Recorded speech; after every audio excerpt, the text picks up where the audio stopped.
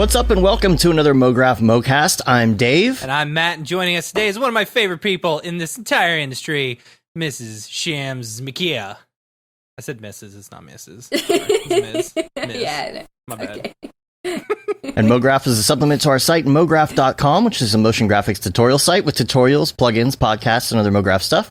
And on the show, we talk about everything ranging from motion graphics to Cinema 4D, After Effects plugins, render engines, doing business, doing taxes, being a contractor, or working for the man. And you can email us, info@mograph.com. Let us know what you think about the show. We are going to follow up on the emails we didn't get to last week. Yeah. Those topic ideas. Maybe. Got tons of stuff in there. We'll get to some of it. For sure. We got to. James, you gotta bring that. Yeah. Bring what? We go to the questions. Oh yeah, hell yeah, fuck yeah, I'm down. And you're like, I'm gonna try not to swear, and literally within like the 3 first minutes. Yeah. Damn it. Oh boy. It'll be like this all day, folks. Yep. Yeah. No. So this week, it is May 4th, by the way. May the 4th be with you. Yeah, it's a good time to be in our spaceships. Yeah. True. Pew, pew, pew, pew, pew, pew, pew. Yeah. If you're not watching These live, are, you don't get it at all. These are Beeple spaceships. So what's the story behind this clip? From what I understand, Beeple made a background like video for people who are doing Zoom conferences, and it's like in the cockpit of a spaceship, and there's all these coronavirus things going by. And apparently, we did not know that there was heavy, crazy dubstep music in the background as well. Oh, yeah. Beforehand. Whoops. So, yeah. It's supposed to not play that by default. I don't know why the mute switch turned off on that stuff. It's a pretty sweet little animation. I like it. So, yeah. Yeah, it's pretty. It's pretty.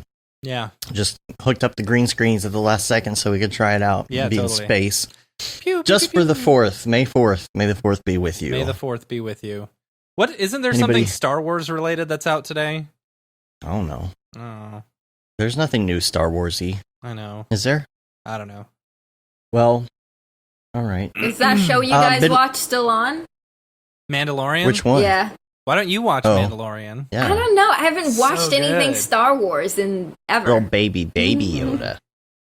Oh, Rise of Skywalker is on Disney Plus now. Oh, okay. So you can watch the entire series, the whole thing. Yay. Yeah. So I've been working on the website a little bit. Yeah, it looks nice. Yeah. It's coming along. I got some things I got to do to it, but I took down the schedule. If anybody's looking for the schedule, it is now on the main live shows page, so you can just get everything right there. I also put podcast page up, which ooh, Lorcan. I don't know why the things don't. Yeah, Lorcan's gonna be on fire. And then we got this nice little thing here. You can scroll and you can see other episodes, which is really cool. Ooh. So made it a little bit more interactive and pretty looking. Working on that. Working on doing more to the site like that in general. So check that out. And then anything else for the week wrap? I've been playing with that Blackmagic Pocket 6K though. Yeah, how do you like it? It's pretty nice. I heard it makes I haven't had very enough big time files, with it, apparently. Oh my gosh. The 6K file management is no joke. Yeah. No How's joke. your computer handle it? Here's the problem. I use the 1060 to power the monitors. So that my other cards can do the heavy lifting with the rendering. Right. But the 1060 does not handle 6K footage very well, so gonna need to upgrade that. I'm gonna have to upgrade. Yeah. I'll talk to you after the show about that. We'll get there. Yeah. We'll get some new cards. Maybe some 1070 or 2070s. Yeah. I don't know. Get some of the 2070 Supers. They're great, man. I really like my them 2070 Cudas. Supers. Yeah. Yeah. I'm at the cusp of upgrading right now. I just ordered a full tower, and and I'm gonna like put a 2080 Ti in it, and I'm not too sure. I'm wanting two cards, so I'm not too sure if I should cough up some extra. Yeah, you gotta do at least 2 cards. Yeah, I mean, I already have a 2080. Right now, and a 2070, and then like an extra one that my brother gave me that's just like laying around. So I don't know. I don't know. Extra what? Is it Nvidia at least? I think so. Dude, don't ask me about hardware. I have no idea. But he's just like, oh, it's collecting dust. I could add it, and it actually like helped a lot. Like with the render, we did like a we did like a comparison. Really helped a lot. So that's cool. But the upgrade is gonna be sweet. So excited about that. That's awesome. Yeah. The issue with I was wondering 2070 with the 1080. I don't know. Is there an issue? I don't know. It just adds a little bit to it, and the if you've got I'm Dave, maybe you can answer this, or maybe Jules can answer this when he's on. If you've got RTX, if you got a non-RTX card in with your build, does it just turn RTX off completely? So here's the deal. It works with the other ones, but including if on a render farm. The problem is that I had been having a lot of crashes, and I turned off RTX. Yeah. And it's working better now. Yeah. So I don't know if it's an RTX thing in general, if it's because I'm using 1080s on another system and it's not mixing well with RTX. I don't know. It's in its infancy or what. I found that I don't even use my secondary computer that much because these 2070 Supers are pretty quick.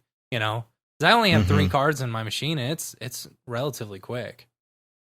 Yeah, I don't know. I don't know if it's RTX. I'm just playing with it. I mean, I just installed 2020. So I mean, we haven't even had a chance you're Octane, right? Yeah, you're Redshift. Yes. You're Octane. Yeah. Yeah, the Octane crowd. Yeah. Yep. Yeah. Yeah. I can use both, but I still just always fall back on that Octane though. It's all about. I don't know. It's all about the right situation for me. Yeah. You know. Yeah. I mean, we have been. Here's the thing: we've been. Dave and I have been working on this really big project, and we've been fully Octane because since we're jumping back and forth, you know, between each other and working on the same project, and it's like, it's easy. It's easy to use. 100%. It's quick and it's fast, and like, you know, if I have to throw a few extra samples, if I've got those extra cards, it's no big deal, you know. But there's a couple things that kind of have irked me, like.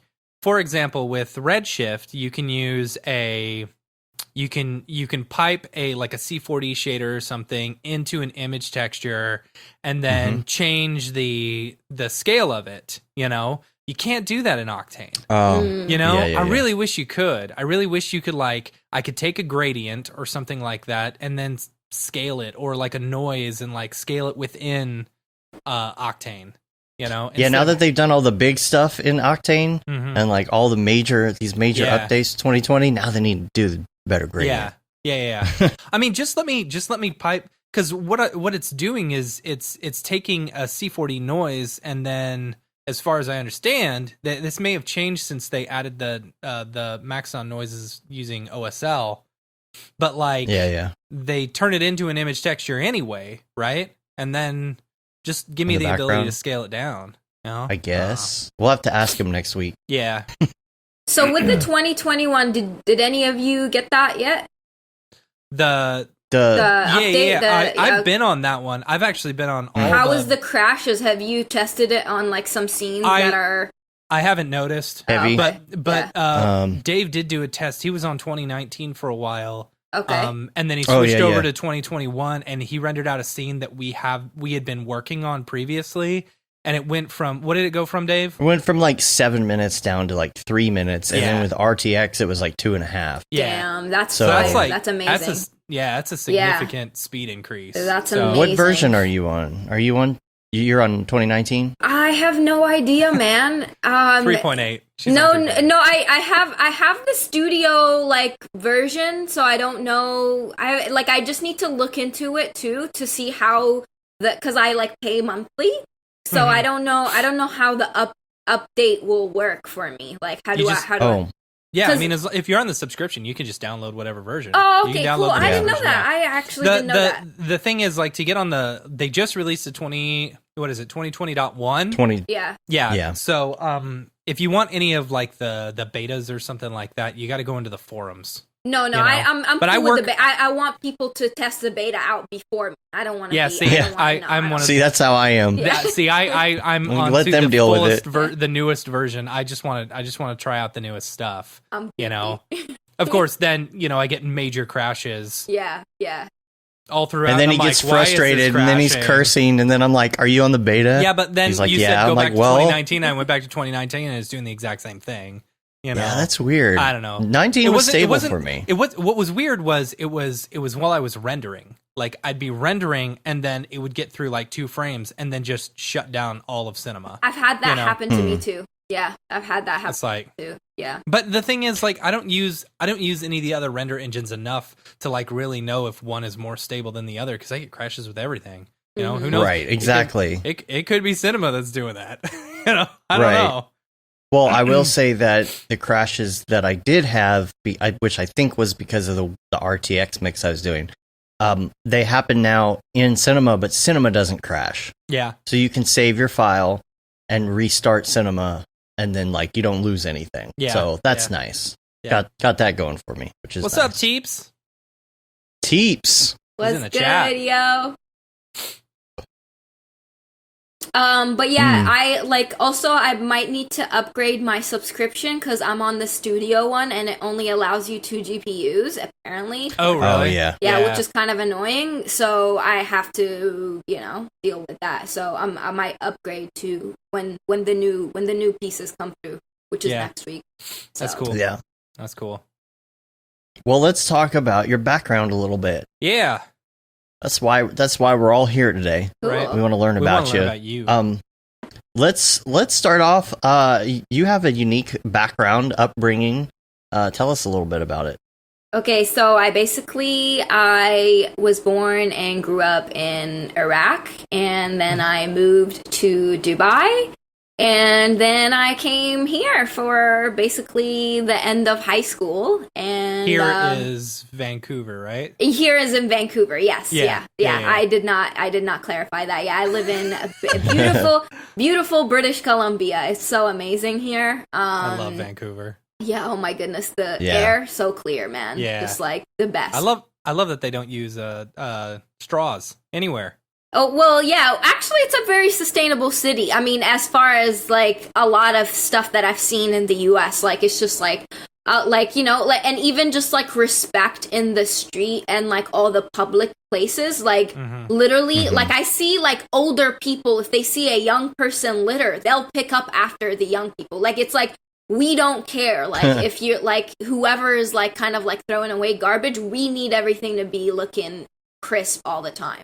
Yeah. You know what I mean? So, that's what I love that about the city. And like, yeah, so, and I basically went to school here. At first I went to interior design school, for people that don't know that. Nice. And I sucked. Okay, so the thing is with interior design, the first few years are all about drawing.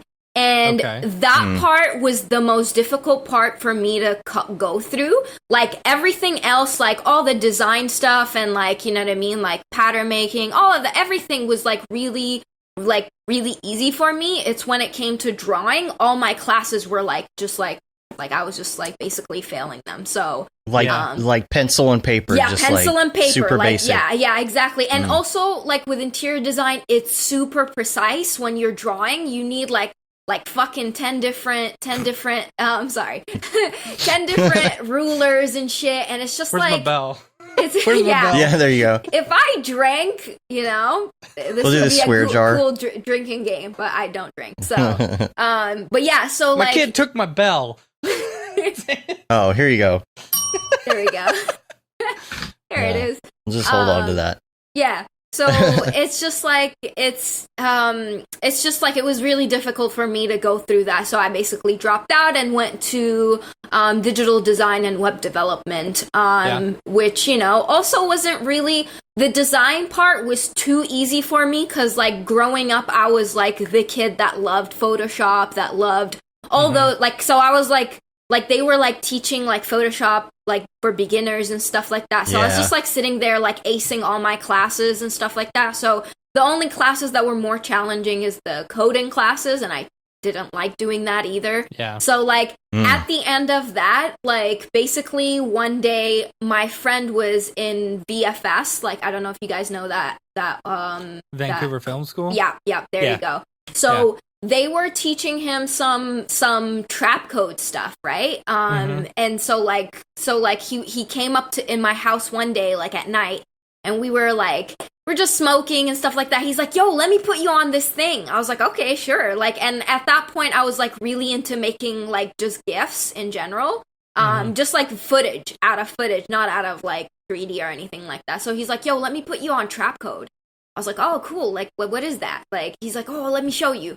So he showed me and my mind was blown. I'm like, oh my God, I could do like these kid Mograph things, you know, because I like, that was like, because I was a Tumblr kid, right? So like, I was like, oh my God, kid Mograph is so cool. I want to do stuff like that. So yeah, so that's how like basically it all started. And like, since then, like, literally after that, I was like, okay, I want to like kind of take it to the next level. So like I basically picked up cinema. So, you know, at first I was like, okay, I'm going to do Cinema 4D Lite. I already had the subscription for After Effects. After Effects. So that's what I dabbled with for about like a couple months until I was like, okay, you know what? Like, this is pretty cool. I went and got a course on Lynda. I forgot what course it was, but like it was like a crash course for beginners. And then I started, you know, like the Nick and the iDesign and all of that stuff. Yeah. And Like we all do. Yeah. Like we all do. Yeah. Like you do. Yeah. Like you do. Yeah. What made you want to go to interior design school in the first place? Yeah. Okay. Honestly, that was kind of a little bit of pressure from family. To just kind of go into school in general. And I like design in general. So I wasn't like, my mind wasn't open because, I tried to go to Emily Carr art school, but they need like a really hefty fine art portfolio for you to even get in, right? So I applied and I had like mostly my portfolio was mostly like photography and like a little bit of illustration and like some Photoshop work, right? So I applied there and obviously they rejected me. So I was like, okay, so I guess I can't go to art school. So what's the next thing? It was like, I was like, okay, so interior design can be really cool, you know, like it could be like something that I could really be into. So I guess that was the, and then like a little bit of pressure from family. Hey, you need to figure things out really quickly. Yeah. So yeah, that's what like draw me to it. And that code stuff. Oh man. Yeah. As much as I would like to know how to code, I just can't make myself do it. I mean, as a Tumblr kid, I grew up having to like fix all my Tumblr like source code and stuff like that. So I was like, yeah, that could be piece of a cake. I went in there and it's like, no, it's not. Like, like, HTML Tumblr and like Python are two totally different things. Yeah, I was like, hell no. Yeah. And the cool thing is like my teachers knew that I was so good at the design part and was really bad at the code part. They would let me cheat, like straight up. They just like let me cheat. They're like, yeah, fuck, Shams is just not that good Copy at that. Ding. Ding. Yeah, sorry. Oh shit. Funny. That's funny. How long have you been doing cinema? 5 years, almost 5 years. Nice. Yeah. Nice. 4 or 5 years. Big, 2016. Like, here's one thing that you're really big into Marvelous Designer as well. Yes, I love Marvelous. Yeah. When I think Marvelous Designer in Cinema 4D, I think of you. Yeah. Oh shit, that's cool. That's amazing. There you go. Yeah, Dang. yeah. I do too. But the first thing I think of is, man, what a pain in the ass it's going to be to use Marvelous Designer and bring it into Cinema 4D. Can I call Shams and have her do this for me? Yeah. Yo, it's actually so easy. It's crazy. So I always plug this on my streams, and like if you just watch some Travis David's tutorials, you'll be good to go with like in a one day. Like seriously, one day. See, I was going to ask you like what the best place to go is, because like it's all. Do you get frustrated that like when you go to tutorials and every version's different? Like, am I the only one who has that problem? I mean, for Marvelous, there isn't that. They just updated their there hasn't been an update for a while, so they just updated it, and like honestly, it's all the same. Like even if you didn't update the version, but like for me, it's like I always tell people at first. I basically for the first 3 days, I just like kind of like did really easy tutorials, like how to sew a dress, like, and it was like the most basic dress or the most basic shirt, literally. The front of the shirt and then the back of the shirt and then just stick them together. You know what I mean? And I was like mind blown. I was like, oh my God, you could do this. And then I was like, okay, you know what? I bought this one course that was like super like more advanced, and that's the one, like, if you stick it through, it was such a pain to like go through it because it was so hard. I had to keep pausing and like just doing the same thing that she was doing. But that lady, she just teaches you. I'll let you know who that is in like 1 second. I'll find the link. Yeah, so she just teaches you everything to the point where after you're done that one really difficult tutorial, you're basically pretty good to go to just like do more difficult stuff. Do you need to know how to like sew? No, you know not at all. Not at all. Like, I would think if you're creating like these very specific like shirts and clothing, then you would need to know like about patterns and stuff. Yeah. I mean, I grew up with a mom that sewed a lot, and she's like extremely talented with that stuff. But I don't get anything when it comes to patterns. However, it does help if you have an understanding of that. You don't need to though. Like, the only thing you need to do is just look at your shirt, like literally the one that you're wearing right now, and just deconstruct it and just be like, okay, so these are basically, the sleeves are a different pattern, a different fabric. So that is like just like a different fabric that is sewn onto this 2 pieces of fabric, the front and the back. And that's it. Like the looking cool where thing the seams about, are, right? Yeah, just where the seams are. You got to UV unwrap it with your mind. With your mind, yeah, basically. Yeah. And the cool thing about Marvelous is it's so much easier than actual real life pattern making, because you could literally make a shirt without a collar and literally cut the collar out from the shirt. So like you don't have to pre-plan that stuff. You know what I mean? Yeah. So it's just like, it's pretty easy to just like kind of get into, and there's a lot of cheats to do. Like, it's like what might take my mom like hours to make, I can make that in like 5 minutes. You know what I mean? Like, it's like Take that. That, like, mom. Take that, mom. I was actually showing her some stuff at one point. She was mind blown. She's like, "Oh my god, I want to learn that." I'm like, "And what? What are you gonna do with it?" Yeah, what are you gonna do? Right. That's but funny. I've got to get like some new tutorials, because when I tried to do it a while back, it was like every tutorial, it was like the interface was different. Yeah. Like it was using the old interface. Okay, well, I'll show you. I'll let you. Like, I'll search it up as we speak, and give you the lady that I use for Marvelous. The one tutorial that was like super hard. So. Yeah, so like I would just recommend going with that, and then Travis Davids has some amazing tutorials for Marvelous that like can get you in the door and can make it seem extremely fun. And he's extremely neat about stuff, so yeah, I 100% recommend him as well. Yeah. I'm gonna have to check that out. I We just need to looked it get up. Travis on It the looks like show. Yeah, man, he's amazing. Yeah. So you make this stuff, you bring it into cinema, and you're doing dailies, right? Yep. What day are you at this point? I have no idea. Mike wanted you to start doing dailies, right? Yes. So that was in SIGGRAPH. So I don't know what day I'm on, but we could probably calculate it from now. Because it was August 3rd. It was the day right after SIGGRAPH. So when we came back from SIGGRAPH, I was literally doing... I don't know why I told him I would do it that day, because I was literally doing my daily on the plane. I was like, okay, yeah, I'm going to start that day. And I'm like, oh my god, I'm on the plane that day. Why did I do that to myself? Right, so yeah. 2019. That's the daily life. Yeah, that's the daily life. Daily life. August was the last day. So did you come home? Okay. So... Okay, so then it was the 2nd. The 2nd of August. No, yeah. Wait. Yeah. No, this was 2018 though. Yeah. Right? So 2019, we left on the 2nd.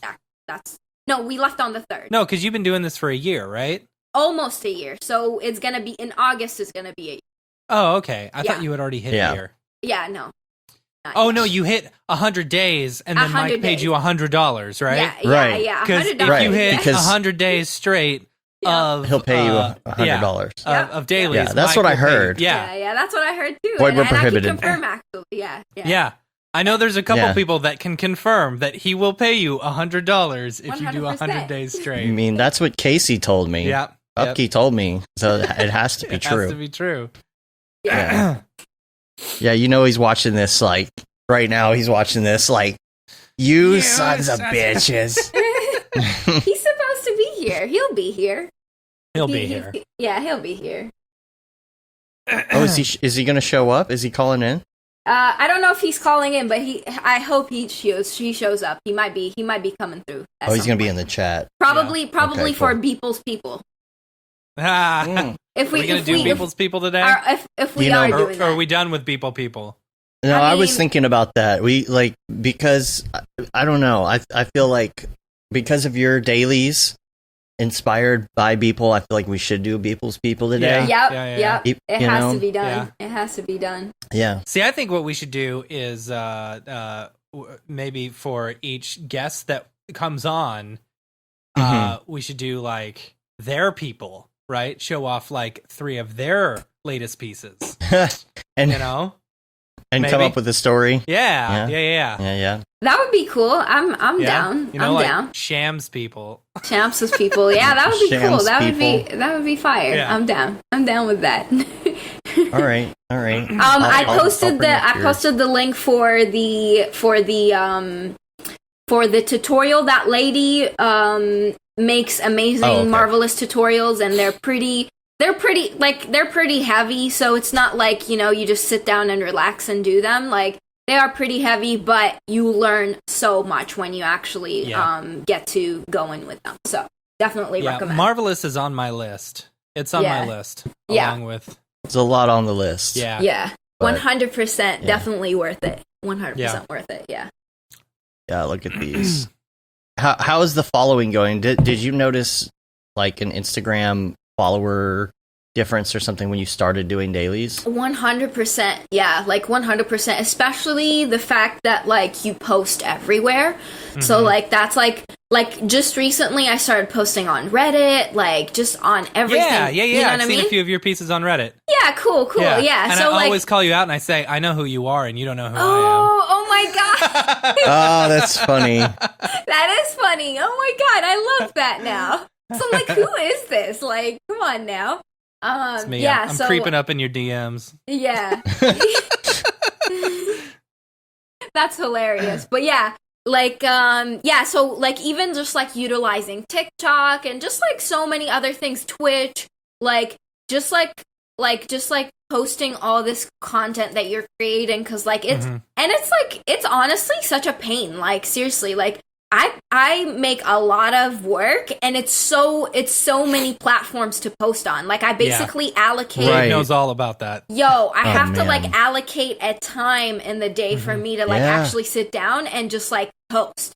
And I'm just like, and I like, because I don't like doing that whole thing where like, like you post it on all social medias once you post on Instagram, and it's just like, you know what I mean? It's the same. Isn't that what Mike does? No, he posts individually. Oh, he does? Actually, he frowns. Yeah, he doesn't use like Buffer he or frowns any of upon those. Yeah, he frowns upon those. So why is that exactly? Because it messes up your like the algorithm just doesn't like it. So yeah, and I could totally attest to that. Definitely, the algorithm definitely does not like that. Interesting. Yeah. Yeah, I mean, you should see the social media schedule that we work on. Like the other day, I think I scheduled like 36 social posts in advance or something. Damn. You know. And some of that it's fine. It's like I don't really care if the algorithm doesn't like, an advertisement for, for the show podcast or something. It's whatever, but yeah. I mean, you do what you gotta do, but like obviously just like making it more personal to the platform. So on Twitter, I don't post the same thing because Twitter has a crop. So if you like my Instagram like vertical posts do not work on there, so I have to basically kind of make a gallery for it to work on Twitter. And the same thing with other platforms. Like I know how to caption on Tumblr. On Tumblr, you don't want to caption the same way you caption on. You want to use a lot of emojis. You want to use like a lot of like whimsical shit. You know what I mean? Stuff that teenagers so you're like. still on Tumblr even now? Yes. Oh wow. Yeah. I mean, I'm getting like followers on there, and I'm getting mad reblogs and stuff like that on there. So people are on there. So. Mad reblogs. Yeah, mad reblogs. Reblogs. Yeah, I mean, I have more followers on Tumblr than I do on Instagram, but like.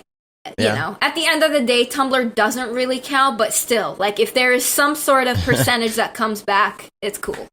Yeah. Yeah, like Lucky is like, people still use Tumblr? Yeah, apparently. I don't. I mean, I go there just to post, and then like just I'm out of there. So did Yahoo? Do they still own it? I don't. They just sold their company, I think, last year, but I don't know who they sold it to, and it kind of messed up because it was going for so much, like 5 years before that, and then they had to settle because it was dying. So yeah. Well, yeah, we should do Shams People at some point. People. Yeah, for sure. Yeah, I'm down. Just like. What's the story? This one is inspired by the game Gris.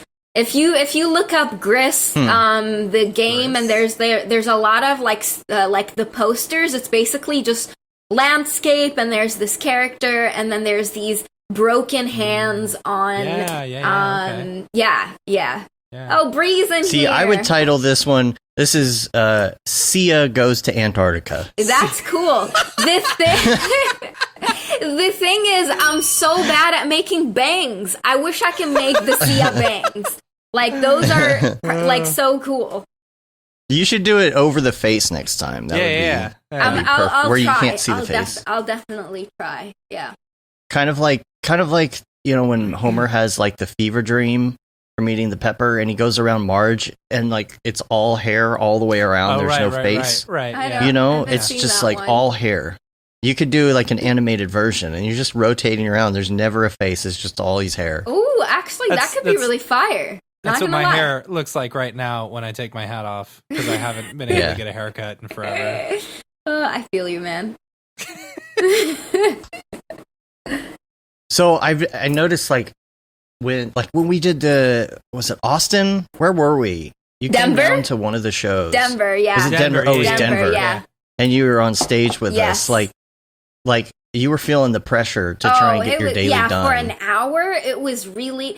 I mean, Mike does an hour of a daily, and no problem. For me, it's really hard to squeeze an hour. Like, I'm not like that. Like, especially more the fact that I'm more like into makeup and like, you know what I mean? I see him, he does things all in post, like tattoos and stuff like that. I do that all in cinema. So same here. Same here. And I like this snake one here. Yeah, it's pretty. It's pretty. I like the texture on that. Someone said I want a tapestry or a scarf with that. I was like, oh yeah, that could be cool. Is that a Slytherin inspired one? Maybe. Actually, I've done a 3D dark mark, so you could probably scroll down. I think I've seen that one. Yeah. It's like the whole thing, like the whole shape, and yeah. Big into Harry Potter. Yeah. It's the fourth, but we talking Harry Potter. Yeah, right. Right. Oh, you know what? I saw this. That's funny. So this is this one right here. Yeah. I'm pretty sure I saw this, and I did not realize that you did this one. I saw it somewhere, like on Reddit or something. I love it. It came out so nice, and like also, I want to do the animated version. I just need to nail the panic camera kind of movement.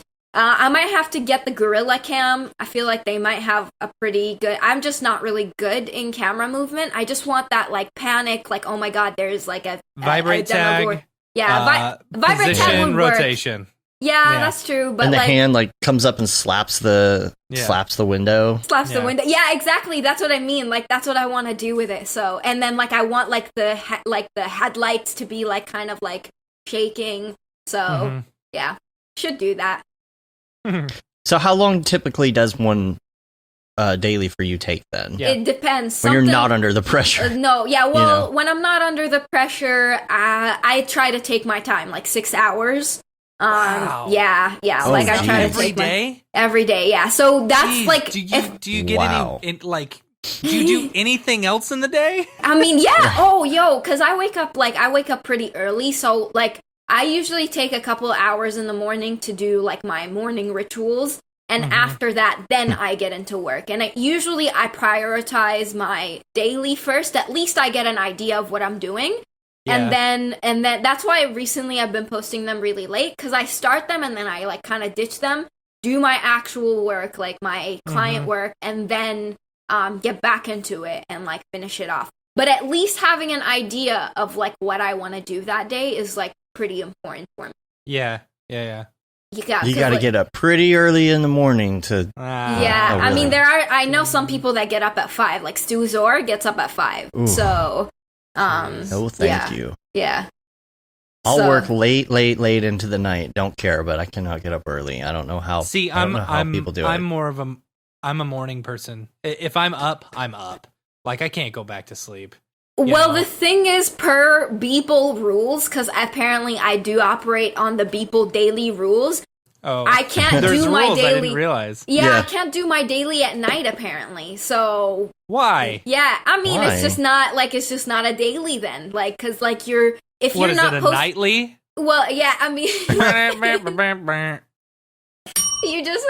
you just like can't like. I mean, it's just like after 12 o'clock you can't post. So, well, yeah, I get that. Yeah. But if you post it after 12 o'clock every day, it's... I guess. It makes... But, like, then I'd have to start it at midnight. Yeah. You know what I mean? So it just, like, it's just much better just to wake up early and just do it. Right. Just get it out of the way. I get You just get it out of the way, yeah. So, per Beeple rules, you can't do that, so... Yeah, I don't know how he does it in an hour like that, because even the one that I did for the Colorado meetup, it took me like at least 2 hours. Yeah, but the thing is, like, I mean, you've seen the way he puts some of this stuff together, so, we've seen him make more, like the what is it? I don't know why it's doing that twice. That's Lieutenant weird. Dan's Patronus that he did at Sigraph. You know, he spent more than an hour on that. I remember going back and seeing y'all work on it for a couple of hours, you know? And that one turned out really well. So it's like some of them he puts some time into. Other ones he just slapdashes together like the Kim Jong-un chasing down the Tiger King. No, 100%. And also like I feel like with his stuff, it's he does a lot of adjustment on the models that he has. Like people think he just drags and drops stuff. No, like he actually like does, like if you've seen the stream that he did on Twitch like a couple days ago, he basically was like editing a bunch of the models and like, you know what I mean, taking some stuff off a robot and putting it on the sheep and stuff like that. So it's not all like people are like, oh well, he just has like assets. So like no. Like he does have a lot of assets. He does, but I'm just saying that's not like his, like he just doesn't drag and drop. You know what I mean? So you know what I mean. So he does a lot of work for that, and that does take time. So so I mean, in my knowledge, he said to me it's 2.5 hours average. So that's his average. He probably, like, there's no way that he only does an hour every day. 100% like, does not like on the streams. Yeah, that's like, just there's stuff that you can tell. Yeah. You know, 100%. He's like, oh, he spent some time on that piece, you know, or whatever. But, I did want to just quickly mention, because I had that up, that we do have articles on our site now, including this one right here. We've had a few articles. We'll have another one this week. We've got a lot of articles, so check them out. Yeah. Brought to you by Mograph.com. Anyway, okay, so here's the deal. When Maxon did their live stream last week, you called in. We're gonna have to find a better way for people to call in. Yes. Actually, I got a suggestion for you. Is what's it called? Discord. Skype. Discord. Skype. Yes, that's what gamers use, by the way, to get multiple people on there. So so Discord is definitely more stable.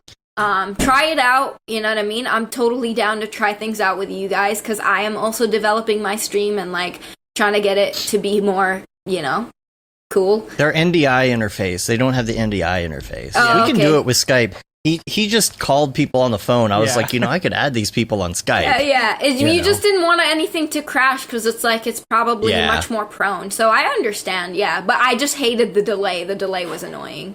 Yeah. Oh, the delay was bad. Yeah. Well, and you're always going to have a delay when you're watching on, like that. And that's the other thing about Skype. If we can make Skype work, if we do it again, then we can send you a feed like we're doing now, and you can see it more live instead of waiting for the the stream to show up. But yeah, I think we'll do that. And oh shoot, what was I going to say? You were talking about the call-in. Yeah, I don't remember what else I was going to say, but man, I don't know. What did you think of the whole like live Beeple thing though? I loved it. I think it was amazing. Like, it's just like, to me, it's like every time I get a chance to see him do those things live and like just see his even just his really quick thought process, because I've sat beside him in Denver and in LA, and like I've seen him actually do it, like, you know what I mean, and like it, like on like when he's much more calm and like just like kind of taking his time, and like I've seen him do it like under pressure, and it's just always so cool to see that, and like such a learning experience to like see that. And also it was like really funny, it was hilarious, like I look forward for stuff like that all the time. Gosh. Like, because it was like such a, you know, we went back and watched it like that night, and I was like, because I was like in the middle of doing things, like I couldn't remember, I didn't really absorb some of the things he was saying throughout, you know, and so to go back and watch that, it was like, oh my god, that was gold. Yeah, definitely. But I know what I was going to say. Right before before that segment happened, he lost power. Oh yeah. So there was a huge thunderstorm, because you remember live, you know, the thunder was going, but he lost power. He was about to come on. That's why we went back to commercial break, and literally he's texting me, and he was like, "Oh my god, like he lost power. You've got to be kidding me!" Using internet. more cuss words than that. And then after the power came back on, he had no internet. I think it was probably resetting. So we were like, oh my gosh. And we got like everybody standing by. The internet's tuning in. Everybody's showing up, you know, I mean, and we're texting, scrambling. Day, so, you know, it didn't matter if it ran a little long. Yeah. Dude, but that was the thing, too, is like if we couldn't get him, like there's no one else to cut to. Yeah. I could have totally cut to. I'm always the reason why I went on in Denver is because he couldn't go on for some reason we won't talk about right now, but like he couldn't go on and do his daily live in Denver, so I jumped in substitute for him. So that's cool. What we so that's basically what we did. And he was supposed to be what's it called, creative directing me. He did none of that. Oh, that's right. I'd be like, come here, can you help me? He's like, what do you want? That's funny. Yeah. So what kind of projects do you work on a professional level then? Mostly I would say like I do a lot of music stuff, so visualizers, ads, music rollouts, like album animations, like if someone wants their album cover animated, blah blah blah. So mostly like also concert visuals. Which right now, like I've had a couple of clients pull out because there is no more concerts anymore. Which is, but it's the cool thing is like there's a lot of people who can't shoot videos, so they're just relying on 3D, which is amazing for us. You know what I mean? So that's a cool thing. So that's the majority of my stuff. I don't really do a lot of stuff outside of 3D. I might get like an offer here and there to do some stuff, but I usually don't really like to do certain things that like are a little bit outside my league. Like just recently I've gotten an offer to do some like advertisement for some gummy bears that are cool. Like but they're which was really cool because they're like vegan too. So I was like, oh yeah, this is pretty much up my alley. But I don't do soft bodies. I don't do any, and they wanted like liquid and stuff like that. I'm like, I don't do any like real flow or any of that. So I had to pass on that. But like, you know, like if I did do that, that would be fire. Like I would totally be into that. You know. But I'm more of like I like the clients that come to me and want similar stuff to the stuff that I like. If they look like at they my see your style and they're like, we want this. Exactly. And I love working with females as well. Like with female artists, it's just like generally such a much like it's just like always in sync, and like the styles are usually like they're just like, oh yeah, we just love this the way it is. You know what I mean? You know, they don't try to include skulls or fire or, you know, like the blood. Yeah. You have Lucky says Tokyo Megaplex should animate the gummy bear thing. Of course, actually, it would have like a weird face and like funny hands and you know, Adult Swimify the whole thing. I know so many people that could do that so much better than me. Like I wouldn't be like, I know like this is not my experience. I could do it. Like I've done soft bodies before. It's just not my, like I've seen people do it much more beautiful than I would. You know. Now you have you have an agent as well, right? Yes. Yeah. How do you go about that? Because I think Frederick Duquette also has one. Yeah. Mm-hmm. Just say it, Matt. No, I had to I'll say it. Yeah. Anyway, fuck render. You know, yeah. Yeah. Just under your breath. He has one as well. And I know Smearballs has talked about having one at one point. Mm-hmm. So has Nate Rodriguez Vera. You know, we've had a few people on the show who have agents who, you know, find them work and stuff like that. How do you go about that? Like, so it depends. So like for the agency that I was talking, the ones that like work with me is basically, I reached out to them and basically was like, oh, I really like everything that you guys do, blah, blah, blah. And then we started just a conversation at first. Mm-hmm. It wasn't really about like me going in there. I was just like I just admired their collection of artists and stuff like that. And then they were like, hey, like you actually kind of fit the bill. So they hit me up because that's like usually what they do. The agency would hit you up. But for someone that like, if you can find someone to do you like to manage you or kind of like any kind of service kind of like that, I highly recommend it just because there's like, I've had so many horror stories of just like receiving my payment like literally months and months after like the fact that I've done it and the chasing and like just all of that, just me not having to deal with it. And also my prices like definitely has gone so much more up since I've been with them because they just know how to negotiate better. You know what I mean? I'm just That's like, do you want to give me this much? Like, I'm cool with it. Hey, y'all, can I get paid? Can I get paid? Like, you know, if you don't want to, like. But money dough. Money dough. Do they pay, like, I know that they'll go, you know, that they'll track someone down for payment or whatever. Mm-hmm. Are they paying you at a certain time no matter if they get paid or not? No, like they pay me as soon as they get paid. Like, yeah. Okay. So, I mean, but like still, I have not had like I have not had anything more than 30 days, like that come in. Yeah. You know what I mean? Which is like fantastic. If not within 2 weeks, you know what I mean? So it's just like, it's so much more comfortable not being in panic mode, like, you know what I mean, as a freelancer and just not feeling good about all of that. So yeah, see, is it something? No, sorry. Go ahead. I was going to say I love the idea of having an agent. You know, like to just take care of some of the client stuff and just sit back and be an artist. Be an artist for a while. And I don't know, that's always been very interesting to me. It's almost like having a built-in salesperson for you as an individual, you know? Because I would love for Dave and I to have a salesperson, us not have to go and find work. You should. Right. And the thing is with that, but the thing is also, it's not just them. Like, I do so much work. A lot of the clients that reach out to them, I plug them into my agency.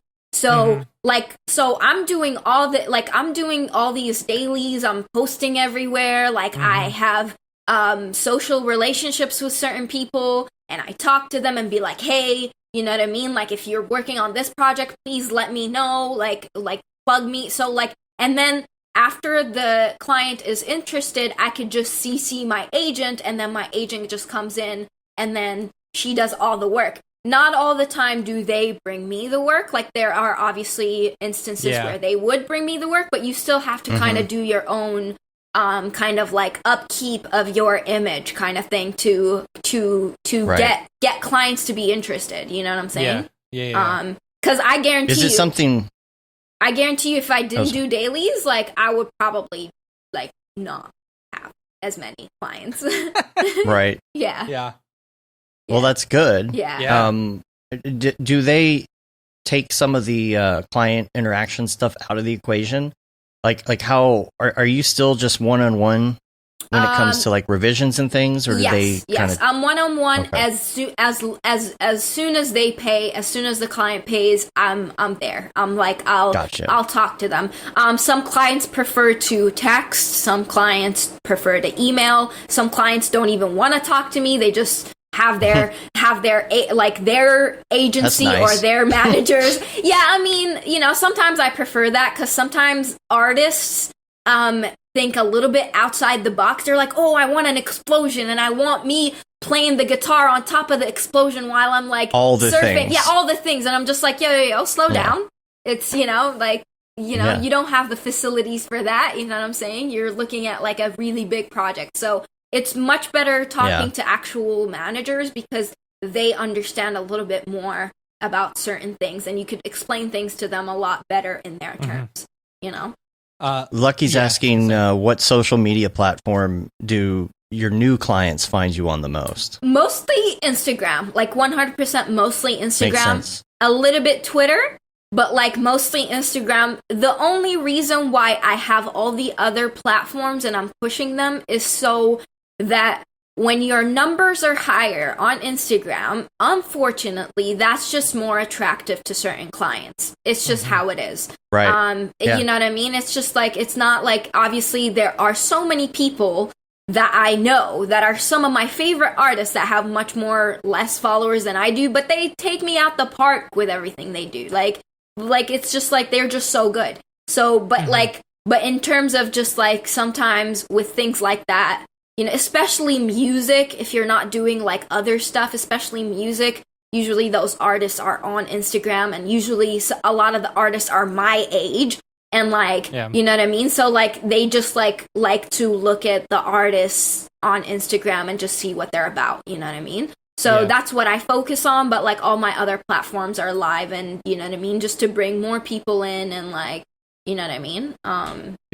How's the Twitch streaming going? Because I love it. You've been I love it. You've been streaming it's so a lot of your daily stuff. Yeah, I love it. It's so good, and I'm also been gaming too. So not just I've been gaming. So what have you been playing? I've been playing Devil May Cry. I don't know if you've ever played. I know Devil May Cry. Yeah, so I like I'm still kind of chipping away at it. It's crazy that you actually have to spend so much time on video games to be good at them. Yeah, which sucks. You know what I mean? Like, I want to play some really advanced games because they just look beautiful.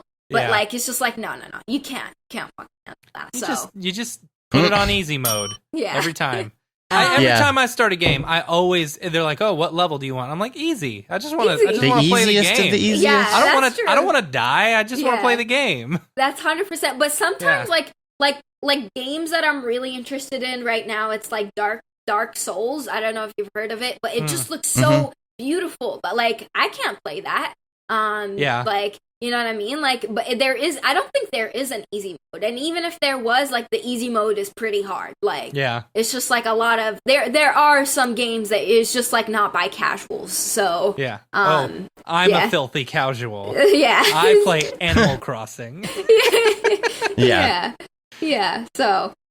the Twitch in general, I love it. It's so amazing to be able to actually, especially in quarantine, where like I usually, like, most of my interactions are usually like when I travel and I get to talk to Mograph people and like, you know what I mean, like friends and stuff like that.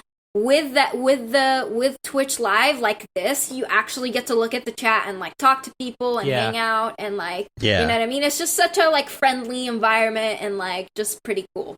You know what I mean? Some people learn stuff. I don't know. I don't think you can learn anything from me. But apparently some people tell me, oh, I learned some stuff. I'm like, cool. I would like to do more Twitch streaming. I'm waiting for Dave's course to come out first so I can make it look real nice. Yeah. I would like that. Yeah. I can't wait for that course to come out too. Yeah. Been working away. That'll be a good one. It'll be really good. Yeah. I'm excited. One thing I like about like us doing courses is I get to experience it before anyone else. You know? Yeah, I'm excited to be learning about Unreal, man. and editing some of these. That's gonna be amazing. we got some great courses in the works. Yeah. It's a lot of work. There's a lot of work to go to get them all knocked out, but they're going to be great. Have you guys been still not being afraid of Houdini, or are you afraid of Houdini right now?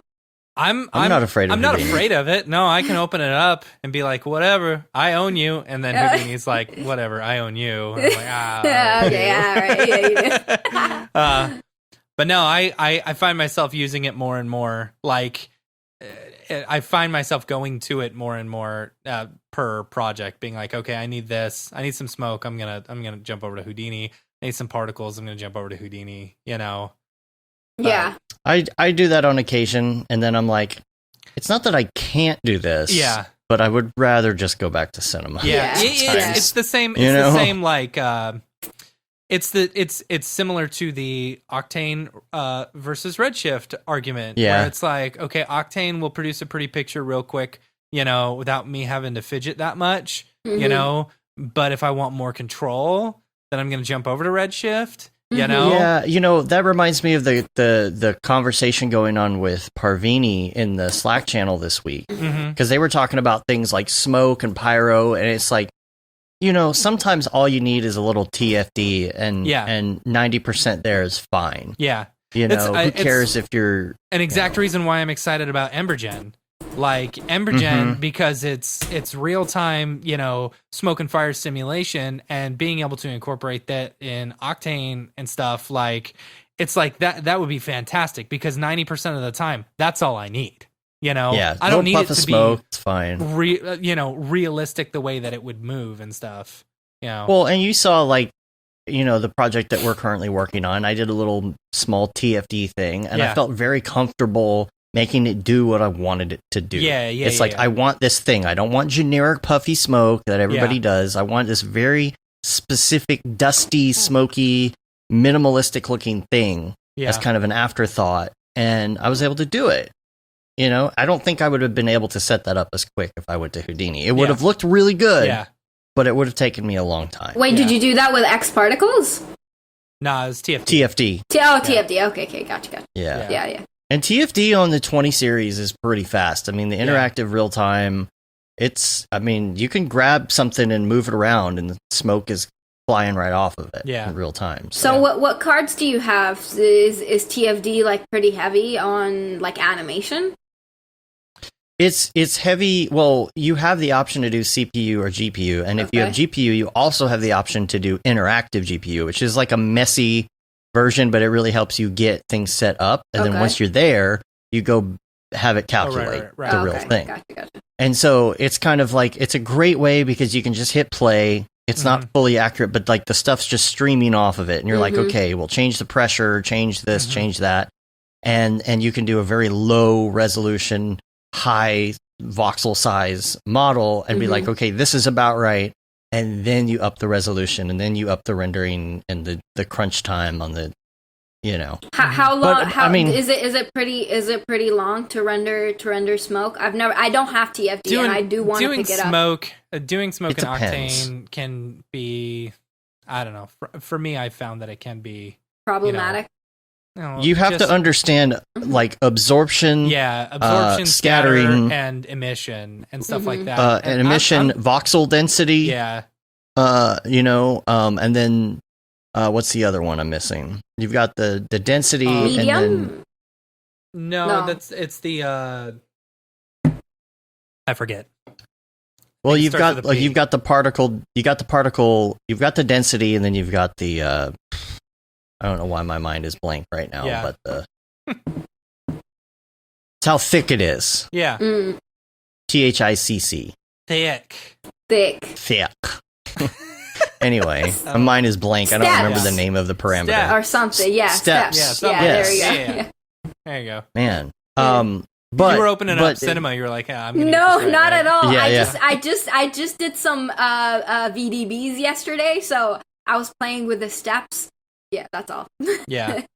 And then there's also, like, you got to understand, like, voxel size. Like, when you're working with voxel size in Octane, the voxel size, you really want it to match TFD. Because if they're not matching, it gets weird. Yeah. You know, and it gets crashy if you don't have them all the same.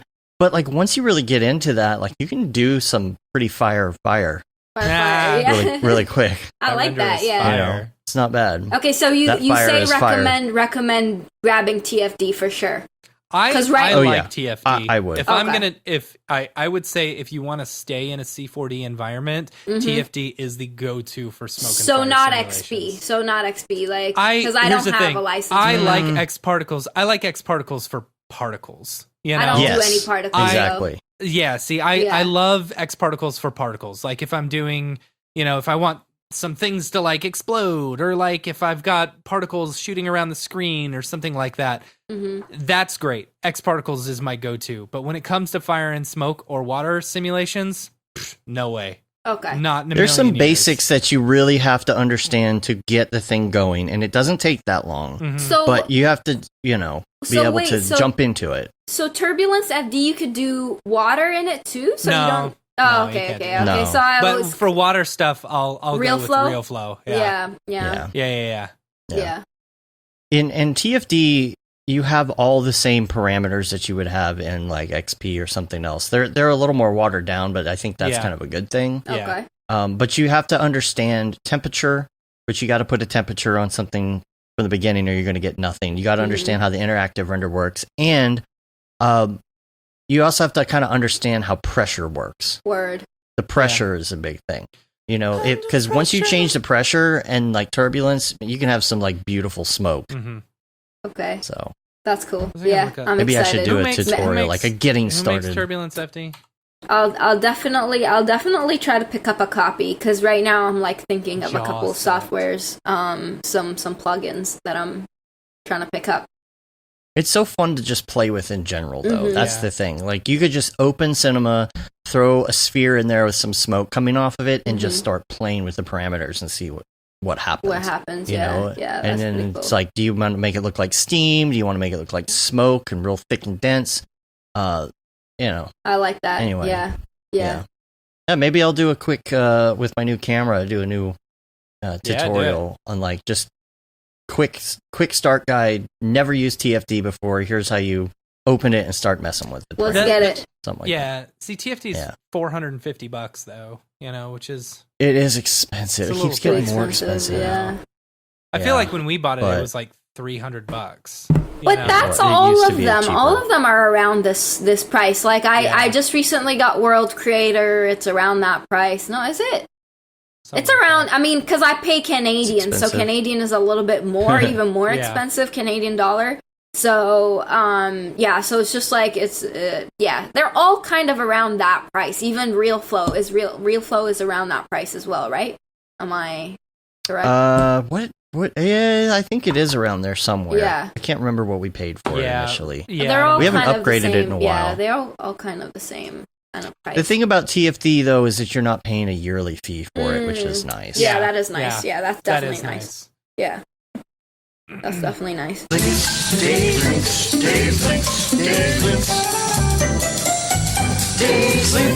A couple links I wanted to go to real quick.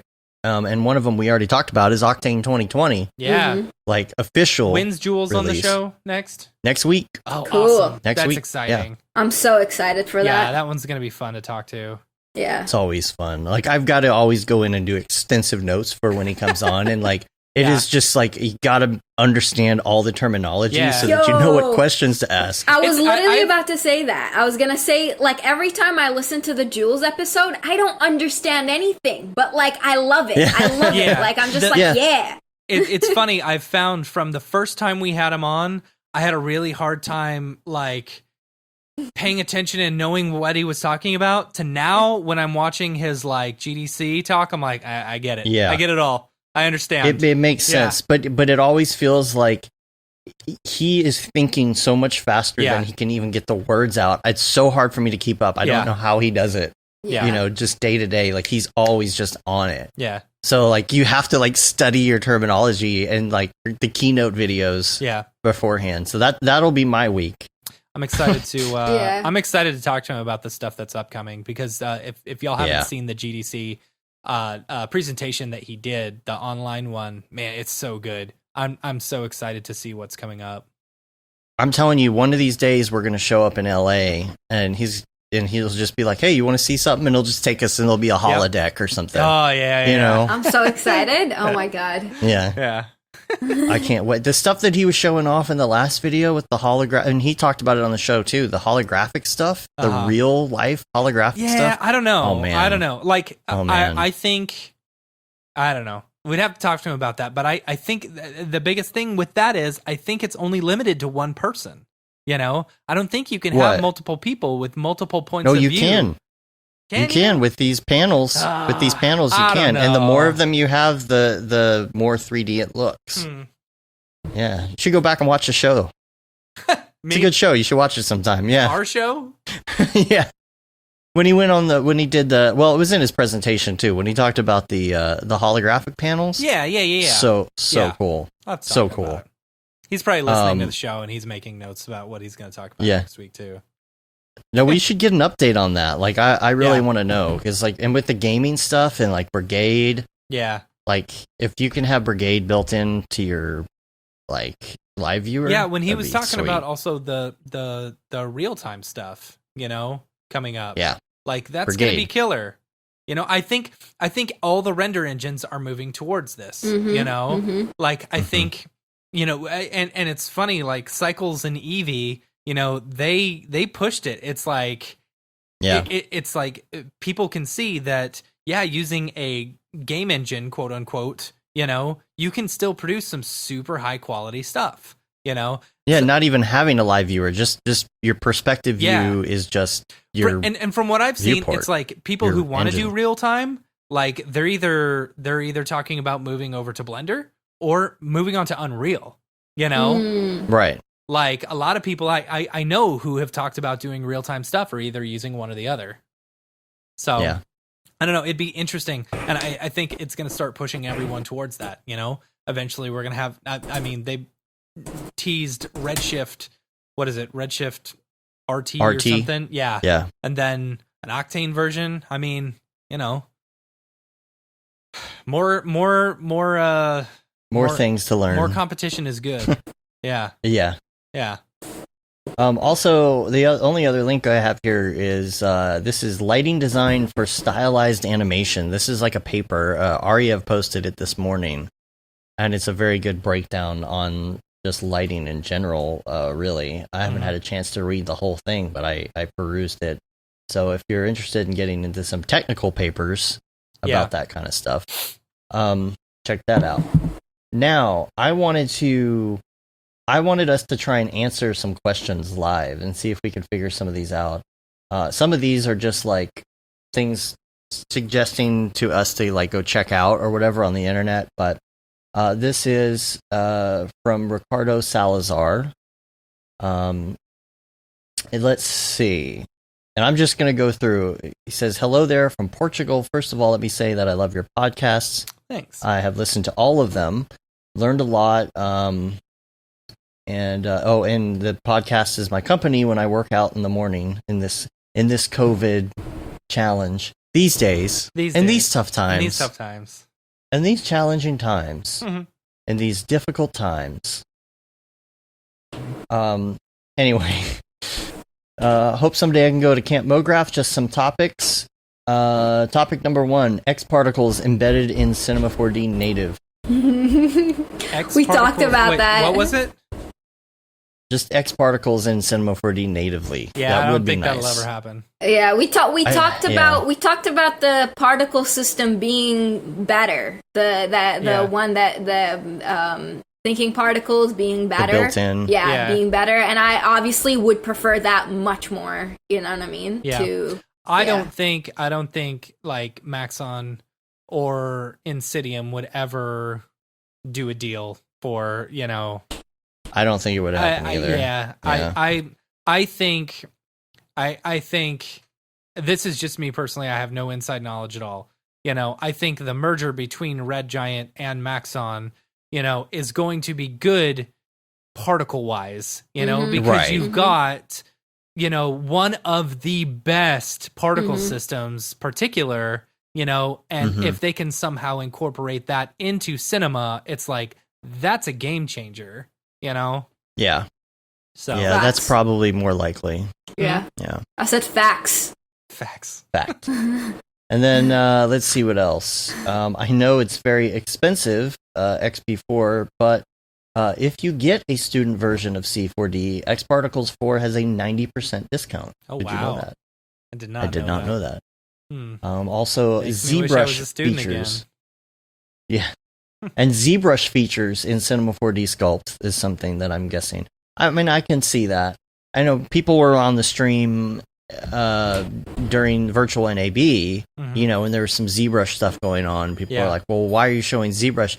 I think that, you know, you can't expect a program to be best at everything, right?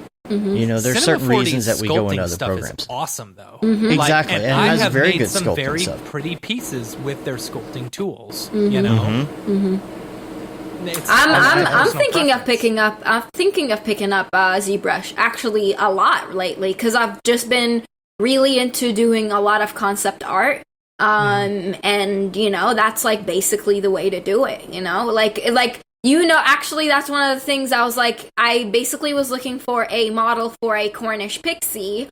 Right. Yeah, right? And I was like, you do. I couldn't find one that was looking good. I was like, you know what? How hard is it to make a Cornish pixie? It's like, you know what I mean? It probably is pretty hard. I don't even know what that is. Like, come on, Cornish pixies. Look this up. Gilderoy Lockhart lets out the Cornish pixies, you know, in class, and and just like runs away and says, "All right, you guys clean up after it." And then Hermione to the rescue, Immobulus the shit out of them. Okay, yeah, there's another Everybody's thing. yelling at me like, you don't know what that is? Come on, man. Yeah, I know. I haven't seen Harry Potter. I know. But it's all you would good. be in Hufflepuff, Dave. I don't think Dave is a Hufflepuff though. You don't think I would be offended. I would be offended if I knew what that was. I don't know. What house are you, Shams? I'm a proud Gryffindor. Okay. Yeah. See, I like to think that I'm a Gryffindor. I would probably be a Hufflepuff, though. Okay, so I'm a softy Gryffindor, much like maybe like Neville. Like Okay. But definitely, I used to hate it because it was like, it's a muggle. Dave's just a muggle. I'd be a Cheesendorf. I feel like Dave is more of a squib than a muggle. Yeah, he'd be a squib, yeah. Are we just saying random words? Are we just making up words now? I don't know what's going on. A squib is someone I'll be a cookie wanker. Someone who comes from magical parents but doesn't have any magical abilities. Oh, Argus yeah, Filch just like was a real squib. life. Yeah. That's okay, though. Yeah, it's okay. But yeah, so I have no idea what I was talking about. Yeah, I don't know. Oh yeah, so what house? Yeah. Oh yeah, I said I used to pixie hate thingy. it, but like now I am like, okay, I embody the Gryffindor energy, and like I'm cool with it. Because before I was like, oh, it's the generic house everyone like wants to be in, blah blah blah. Yeah. But then now I'm like, yeah, you know what? I could see myself. See, I'm not Mm-hmm. evil enough to be a Slytherin. You know. I'm not smart enough to be a Ravenclaw. A Ravenclaw, okay. You know? So Yeah. I think I'm either stuck as a Hufflepuff or a Gryffindor. And I think, with the little bit of the red hair going on, maybe he I could must be like a a Weasley. Weasley. Yeah, I don't know. Did you take the official test? I haven't. No, I'm too scared of what it's going to come goodness, I out. don't know And then I'm what's going to going be on. stuck. then canon, you're not anything right now. You need to Oh. be sorted, homie. Like, All right. this is just like, this is all talk right now. So can I just redo it if I don't like what house? I mean, okay. the sorting hat does take into account what house you'd like to be in. That's true, and there are people who are hat stalls, which means like Hermione was a hat stall between Ravenclaw and Gryffindor. Right. Swear y'all are Harry just making up Potter was a words. hat stall between Slytherin and Right, Gryffindor, of course. right? Of course. So you could be that, but also the thing is with that, like a lot of fans do best out of 3. So I've done that too. Best out of 3. Yeah. I've gotten once Ravenclaw and then twice Gryffindor. So I just stuck with the Gryffindor. All right. If I grew my beard out pretty long, I could be a Klessel monster. Nah, dude. A Klessel monster. Nah, you can, grow it out really big. I could see you being a Hagrid character, Yeah. Hagrid is a half giant. Yes. Have you not I don't seen know what's any of going the on. movies or read the books? No. Oh man, you're missing out. You're missing out on the adventure of a lifetime. It's a lot of stuff I haven't. Yeah. I feel you though, Dave. Here's what I'm saying. Yeah. You could even just listen to it, you know? Just listen to all the audio. I've done that numerous times. I've listened to the 7th book every year. I listen from, the first book through the 7th book every single time. Every year I'll do it, I actually go to sleep to Harry Potter. So I in the middle of the night, I'm in the middle of the maze and I'm like, oh my goodness, that's what's going on. And then I wake up with this immense Harry Potter knowledge and people ask me stuff and I'm like, I just know. I have no idea how I know. Just osmosis while you're asleep. Yeah, while I'm asleep. Just so much. That's so much Potter knowledge. Yeah. I'm Puffinhouse all the way. Yeah. Puffinhuffer. Puffinhuffer. Yeah. That's true. They love it. They love that. It's canon. Yeah. Yeah. Puffinhuffer. Oh my goodness. How do we get on that? Oh, ZBrush. Yeah. ZBrush. Yes. I'm definitely trying to pick up ZBrush, and I know Steve Teeps is definitely gonna help me with a lot of. Yeah. Teeps is awesome. Yes. He's definitely one of my favorite artists. For sure. Love the work. It's just amazing. But yeah, I mean, cinema has some great tools for that. But, if you're going to get really hardcore into that sculpting, you're going to do something like that. And then you're going to take, like EJ says, you go to the truck stop bathroom and then you come back to Cinema 4D where you're comfortable in the end. 100%. So. I've seen, what's it called? A lot of people use Marvelous to bring back also to ZBrush and just make the close detail just even better. So all of these just work hand in hand. Personally, I've just been really content with the cinema modeling tools for a while, especially watching Josh Pierce, how he does a lot of his environment stuff. And I've just been basically developing his workflow, and his workflow works for me really well. With making quick rocks and quick environment stuff like that. I just don't need to go to an actual or buy even. I don't want to buy a rock. I could just make one, Right. In the exact same size that I want, So and then Quicksil mega scan it or some sort of on top of it, and it's solid. It's good. Yeah. There's some other stuff, and I don't know if this is for ZBrush. There's Dynamesh. That's one of the topics here. It's a volume mesher. Is it? Type thing, right? It's kind of like a volume. I guess it's like volume mesh, which is an attempt at it. But he says Dynamesh quotes volume mesh is an attempt, but it doesn't work that well. I guess referring to Cinema 4D, I'm not sure. That may be ZBrush. I don't think I've tried Dynamesh. Huh. I haven't done a lot of retopo anything. Yeah. Or remeshing. Yeah. Which I would like to get more into because you make stuff that looks you can make stuff that looks really great when you're doing volume builder and stuff like that. But then it's just so high poly. That's everyone's complaint. It's just the polygons are so high. Yeah. Zre Mesher, ZRE Mesher. Zre Mesher? Sure. Yeah. That's in ZBrush as well. Okay. And Z-Sphere. Okay, I get it. And Z-Spheres. Z-Spheres! Z-Spheres, though. Z-Spheres. Great for prototyping organic shapes. See, and that's the thing, it's going to be something where you're going to just go off into ZBrush land for a while if that's what you want to do, if that's what you're really going to want to get good at. So naturally, I think these things would work better in ZBrush just because that's all they do. Let's see. But I don't know. I'm not a ZBrush person. That's why I don't know what the Zre Mesher is. Zre Mesher. Z-Spheres. All right, another question here. Do you know Reallusion, iClone 7, and Character Creator? I have no idea what that Getting is. into some stuff I've never heard of. I know Poser. That's still a thing. Where do you get all your female models and stuff, Shams? All DAZ, and I have I have a hefty morph libraries that I go through and kind of tweak and make the models look my own kind of thing, or like the way that I like them. So I usually do that. Like it's DAZ and then I like also take in some of the textures that come from DAZ and put them into Photoshop and then do my own thing like makeup and all of that stuff. So yeah. Cool. Yeah. Never use the hair that comes with DAZ. Yeah. What just the Meccea hair. C4D hair, right? Yeah. I haven't done enough work with hair. It's so hard to get into, honestly. Like, it's really hard to get into, but once you are, like, kind of a little bit more into it, it's, like, it's much better. There's another one that, like, all the ZBrush people use it, and, like, all the, like, really cool sculptors use it.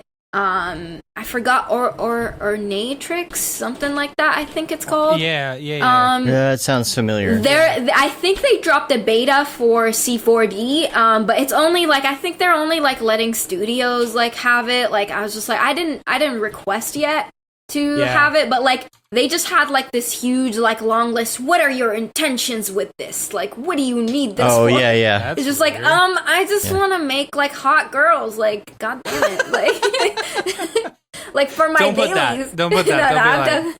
Yeah. Is that the one? They got a serious I know what 3D you're talking situation going on there. That's what I was going to say. It's like 3D coat, right? Like, they don't want you to use the naked models in any bad way or something. I don't think it's the same company. It's like, what is your intention with my with my daughter? I was like, God, relax. Can I just make pretty girls? God damn it. Right. And I want curly hair. It's so hard to make curly hair with Cinema 4D hair. I mean, I know a girl that does that really well. Pastel. I don't know if you guys know her. She's amazing. Her hair game is on point. But yeah, like, it's just like, and I've seen a couple of people, do you know, what's his name? Hadi. He's like one of the best sculptors that does, like, likeness sculptors. He's done, like, Michael Jackson. Just like, I think I know who you're talking about. Hadi something. It's escaping my... Anyways, yeah, he's just like... He did one tutorial with Cinema 4D, and it was a really good tutorial for Cinema 4D hair. So, I definitely... Is it Hattie? Hattie? Yeah, I think so. Hadi, what? Newman? No. Newman. I don't think so. I follow him on Twitter. No, not Newman. This is a different Ornatrix I found one. or whatever hair, fur, and feathers thing. Just looks so good. Like, it looks super powerful. Hadi Karimi. So if you guys want to get, I'll link him right now. He is that's too hard for me wonderful. to even attempt to spell. Yeah, no, Hadi Karimi. Yeah, there you go. There we go. HADI KARIMI.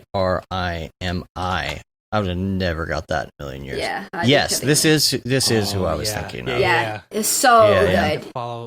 And like, I was so thankful because he does use Ornatrix, and then but like, he did one tutorial with Cinema. I don't know if it was like Drake or something. He did something. That was just so mind-blowing, and I was like, yo, like, I'm so thankful that he did that. Yeah, I saw the Kurt Cobain one. Yeah. That's insane. Yeah. His Will Smith is crazy. His Michael Jackson is one of my favorites, man. Like literally Except, some of the... you know, it's Michael Jackson. Okay, relax, homie.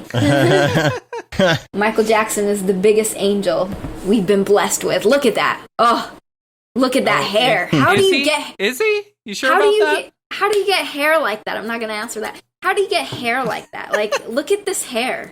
Well, like, I'm yeah, Matt, you want to be starting something? Yeah, seriously. Yeah, so beautiful. It doesn't even look like him. There's not enough, like, plastic surgery. Okay, you're just a hater, well, maybe this man. is pre-plastic surgery. Well, you know, it's Thriller era, Jackson. So... This was before All the Boys. No. Okay, relax, homie. Come on now. Be respectful. Yeah, why you want to be starting something? Be respectful? Come on. I don't think Matt likes Michael Jackson. I know he doesn't. No, He's been on my story, and I don't care. I'm a huge. There is no evidence that shows me any of those things that are true. There's a lot of money thirst to everyone that's been trying to put him down. I will give you that. I will give you that. There's been no trial. There have been 2 trials. Have y'all? None of the ones after he died. Where's the evidence, homie? Send me the evidence. Have y'all watched the documentary? Yes, and that is complete bullshit. These 2 guys are 100% fishing for some money. Okay. And why wouldn't you? Honestly, if you've known Michael, if you really need some money, it's a good way to do it. All right, we'll agree to disagree. I gotta say, because you know what? Like, I don't not believe it, but also I still listen to his music. I'm in a very weird position. Okay. Yeah. Just like the boys that. Never mind. Yeah. We'll agree to disagree. Yeah, because this will be But yeah, Ornatrix Fire. I really want to get the beta, but I don't know if they'll give it to me because my intentions are wrong. Yeah. Yeah. Sometimes if it quacks like a duck and it looks like a duck, it's actually a duck. So I'm just saying. So anyway, back to 3D. Is this quacking like a duck? No. That's what I've been trying to do. Getting back to 3D.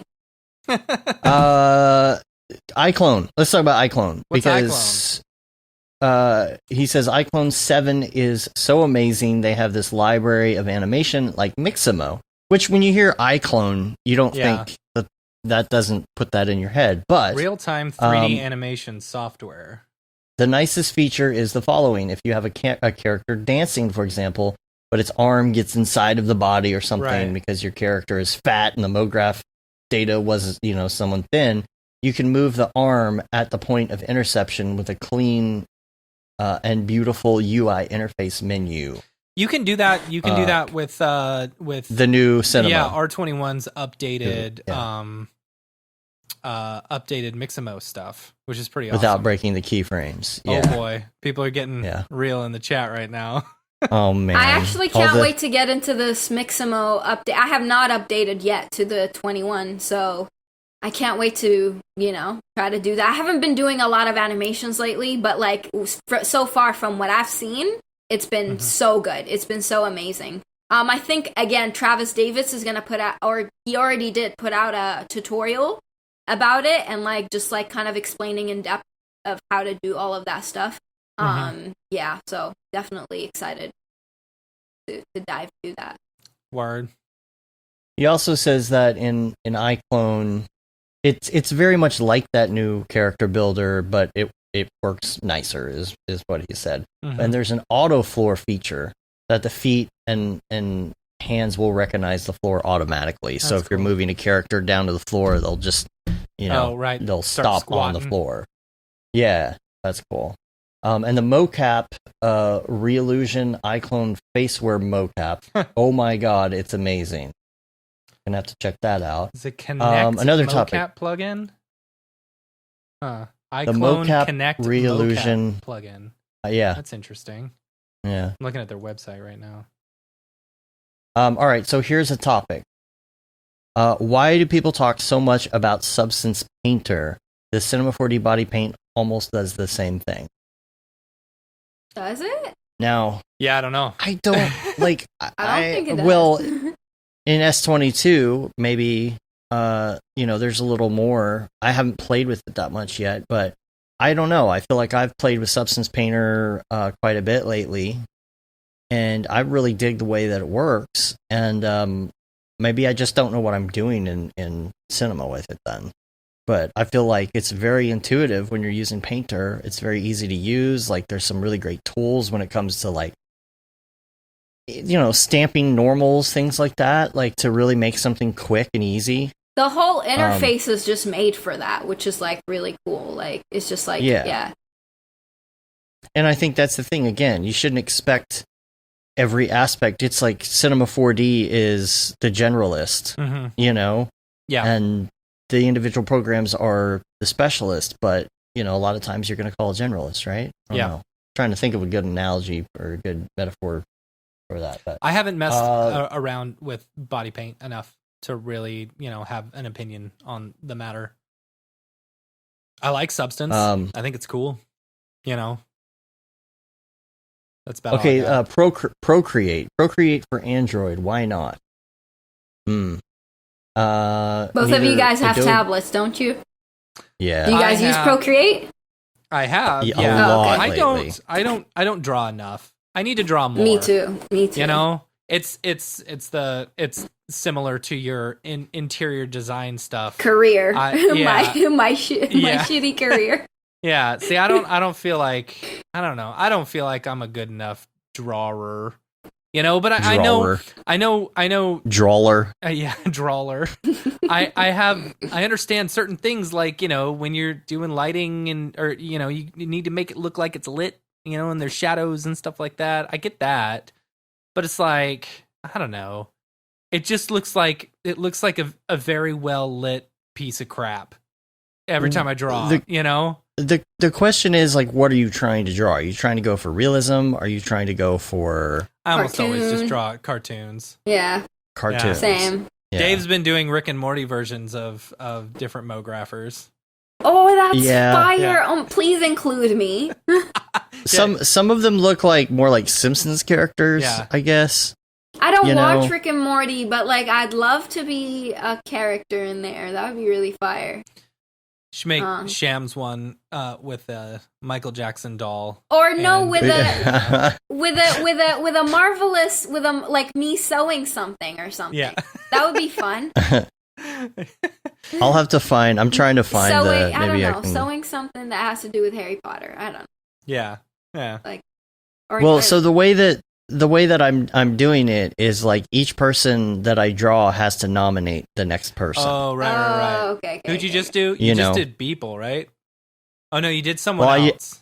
No, I did Beeple. Can I see? And then I did. Can I see? Yeah, I'll try and bring him up. I found him here. I got to put him in my Dropbox though. So that I do like the ability of Procreate to be able to link directly to your Dropbox, because I have used, like, there's been a few times where I've needed, like, some brushes or something, like just some brush strokes, and so I'll go into Procreate instead of Photoshop. I'll just do a couple of quick brush strokes, you know, save it to Dropbox, then bring it in as a PSD file and be able to use those in After Effects. It's really nice. That's pretty nice. Yeah.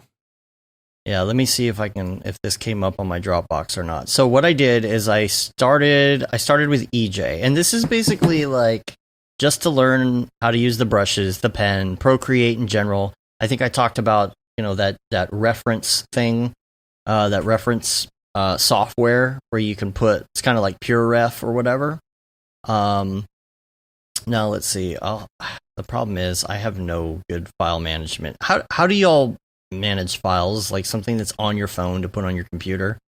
Doesn't it seem like it's just still it's so a annoying? complicated process? For PC and Mac, for Apple to communicate with each other, it's just annoying.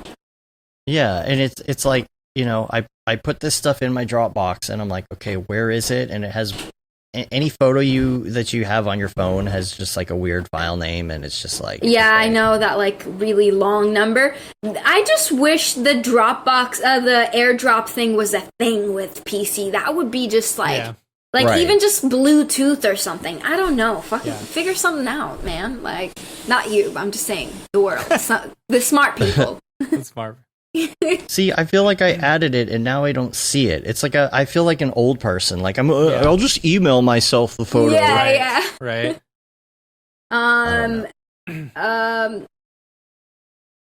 So do James you use Procreate? Saying, I create X like a transfer folder. Oh, okay. Creates a transfer folder, and when you upload to Dropbox, you can rename it. Yeah.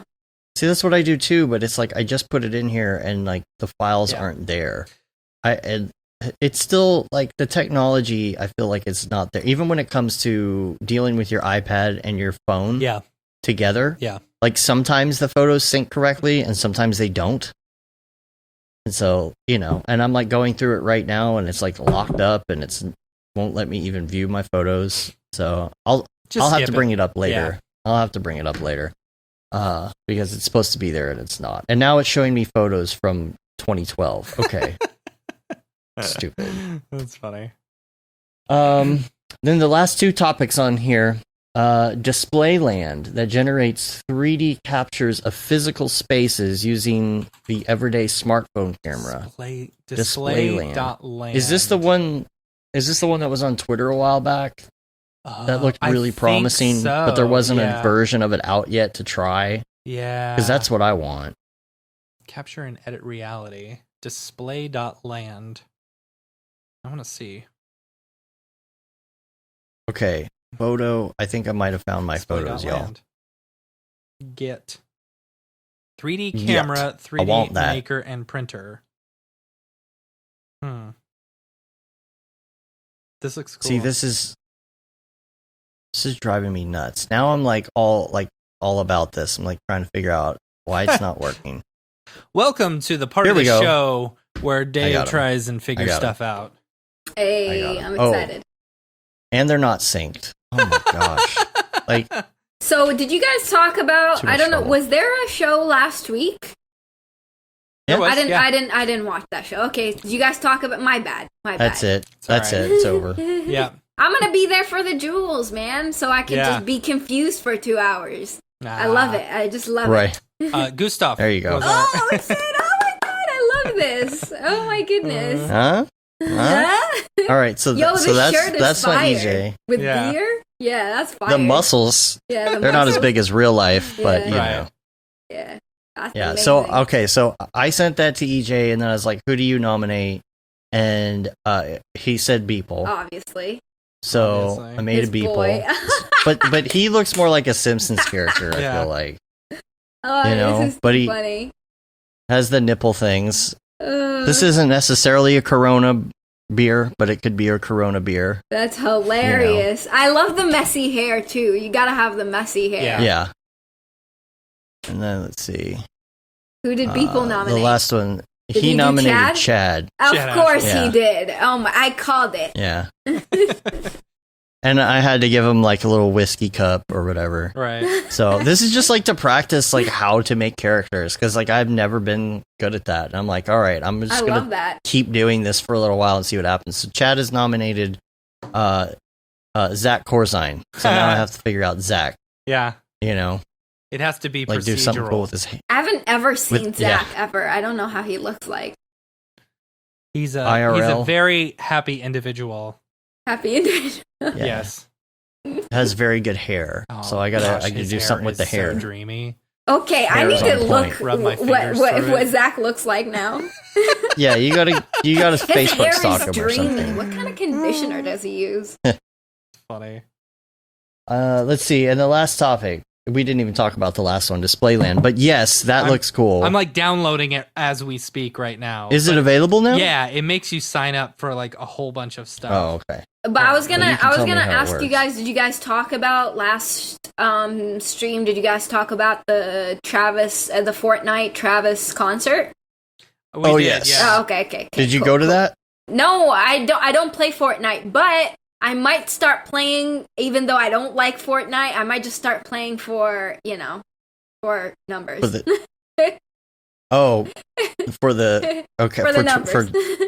numbers.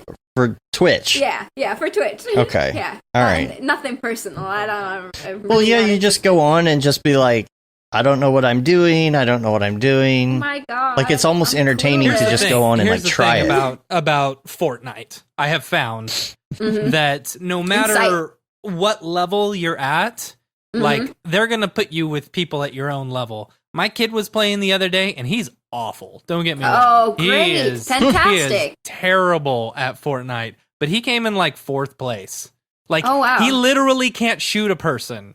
Like, he's not good. And, like, when he's trying to shoot someone, he's, like, all over the place, like, aiming, you know? And the person who's trying to shoot him is all over the place aiming. So it's like... Oh, yeah. You know, it's like... it's just a bunch of 6-year-olds playing against each other. Yo, I'm actually... okay, that makes me feel so much better. So how does it know? How does... Like, it's just that they... Just your experience points or whatever. Yeah. Just like, but the thing is, they're building other things in there now. There's stuff besides the Battle Royale that they're coming out with. And my daughter was playing it. There's these little worlds with all these new characters where you're just, like, hanging out and, like, nobody's killing each other. It's kind of like Second Life. What? No one's killing each other? Ugh. Yeah. No, thank you. But it's like Second Life. I think they're trying to do this whole metaverse thing now, where it's not just everything's in Fortnite, Yeah. They have concerts in Fortnite. You can hang, you can chill, you can go do, I don't know, whatever. I mean, same stuff you would do in Second Life, right? Which is just like hang out in there, talk to people, chat. I don't know. I would love for them to come up with a Halo-esque type thing where it's Slayer, first one to 50 wins. That's what I like. I don't like these battle royales. Maybe I'm old, I just don't like, I don't like it either. It's like you get killed within the first minute, and it's like, okay, now I've got to run through the whole rigmarole of having to restart an entire session just to get killed again. When I was a kid, we had Team Slayer, and we liked it. Yeah. You could get killed as many times as you wanted until the game was over. You got killed 50 times, then the game was over. In my day, we were pounding noobs. Yes. Yeah. My level's too high in Halo right now. I gotta reset or start a new user preference because these people that I play against are too hard. Well, that's because you're playing with Ariev, and he's really good, so you get paired with people on his level if you're playing with him. I know. Yeah. We haven't played Halo in a couple of weeks. I know, we should. I've been playing Animal Crossing, man. It's so good. Get them turnips. I bought it for my daughter. Get them turnips. Turn a profit. Oh, man, it's so good. But it's like real time. It's like you got to wait a day for your beets to grow. You can just turn off your internet and change the time you can change the date to the next day and just go in and do it. If you just want to, but I could grow real beets in that time. What? I could grow real beets in that time. Yeah, I guess. I'm just like, I got to water my virtual plants and make sure they don't die. No, you don't have to water anything. It's not like you're growing plants. I just don't get it. You're just walking around collecting things. I don't quite understand. You pick up all the weeds, right? You pick up all the fruit and everything, and you go and sell them. Why do you have to pick up? Oh, you sell the weeds? Yeah. You sell them. You're selling to Timmy weed. And Tommy, right? Because they buy weed. Wholesome. They buy weed from you, right? So you pick up the weed and you go sell the weed to them, and then they'll buy it. And then you can do that. You take that money in order to upgrade your house and make your house bigger and more room and stuff like that. But it's not a real house. No, it's your virtual. Can you translate the money into real dollars? I don't know. I don't think so. I don't think Is anyone's there some sort actually of a Bitcoin selling stuff. Scam we could do. I don't know. So that all that time you spend actually equals I've seen money. People who have different villagers on their island who want the villagers to go like they want to sell their villager basically, and so they'll sell them for what's called Nook Miles tickets, so that you could then go to other islands. So the Nook Miles ticket will take you to a different island so that you can steal the resources from that island. It's too much time. I'm instant gratification. That's my problem. I don't want to just chill on an island and organize my possessions. Oh my gosh. Dude, I just want to pwn noobs with an AK or something instead. But here's the thing. Here's the thing. And so we have 4 people living in our house right now, and 5 people, 4 if you don't count the baby, but 4 people who are actually, playing Animal Crossing. And what's cool is when you've got 4 people in the same house, you don't get a new island. You all are on that same island because you're all on the same Switch, Sounds terrible. No, it's great because then, for example, if something happens where I can buy something cool, so I shot down a balloon so that I could get a present because presents come along in balloons, and I got a little bunny hat, right? And so it was awesome. It was this little bunny hat. And so then I could actually buy more bunny hats because that was in my inventory. And so I bought bunny hats for my entire village and I gave them to all the villagers. It's great. And so what's awesome is if you get stuff like that, say my wife would I got a cheerleader dress. My wife. I was I don't want to wear a cheerleader dress, but my wife may like it. So I go drop it off at her front door. And so every day unless it's real life. Yeah, no, I drop it off at her front door in Animal Crossing at her house. And she wakes up every day and she's got these little gifts from me. Or I go and plant weeds in her front yard and she hates it and it's fun. That's but it's fire. Like having people in the same house adds a whole different element to Animal Crossing, than just playing it by yourself. It's very cool. I don't know. I feel like the Mograph community has been so all over this, and I just cannot. Real turnips. I'm trying to. Okay, so we're in quarantine right now, right? So the other night, and you can play together on the. So basically, like if you've got 3 people in a house who all share the same Switch, you can all play together, but one person is the leader. So the camera follows that person, and 2 other people are just roaming around doing whatever. So what's cool is like you can go and you can you design your own little. So we designed a little beach area with like little places to sit and like a fire and stuff like that. And then we made a whole camping area. You can do whatever you want with it, but like, so we spent like 3 hours doing this, and it felt like we were actually in the real world, camping and building stuff. And it felt like a vacation because you're stuck in quarantine and you want to get out there and you want to be in nature and you want to do all this stuff, and being able to just, honestly, me and my wife were like, we really felt like we went somewhere for a few hours. That's why I go to VR. I know, but it's like, I don't want to buy 4 VR headsets so that everyone in my house can hang out in the same room together. Only cost me $3,000, guys. And then a new one comes out the next day. Mm-hmm. You got to try Half-Life Alyx, though. I will eventually. That universe. Yeah. I introduced my daughter to. I really want to build another Portal. I want to build a gaming machine, like a gaming specific machine that only has 1 card in it, and I can actually put in my game room versus having to play Oculus Rift in my office. I don't love that. Right.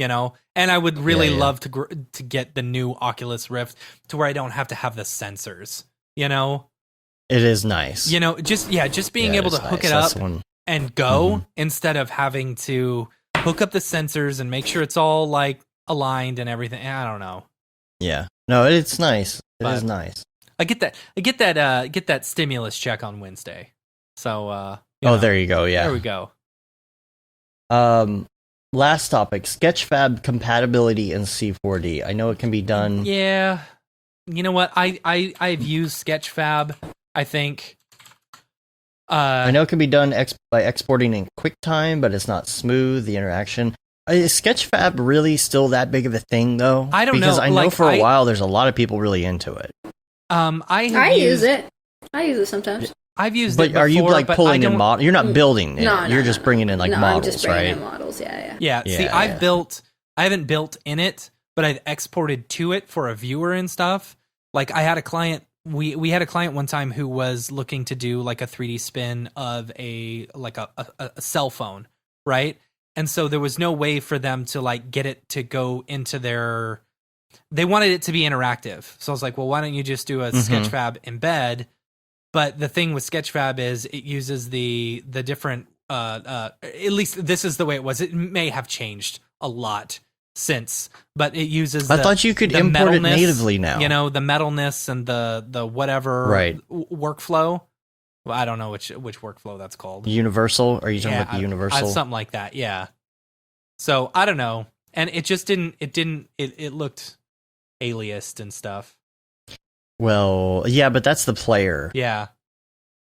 Yeah, don't hate the player. It could have gotten a lot better because this was years ago when I played with it.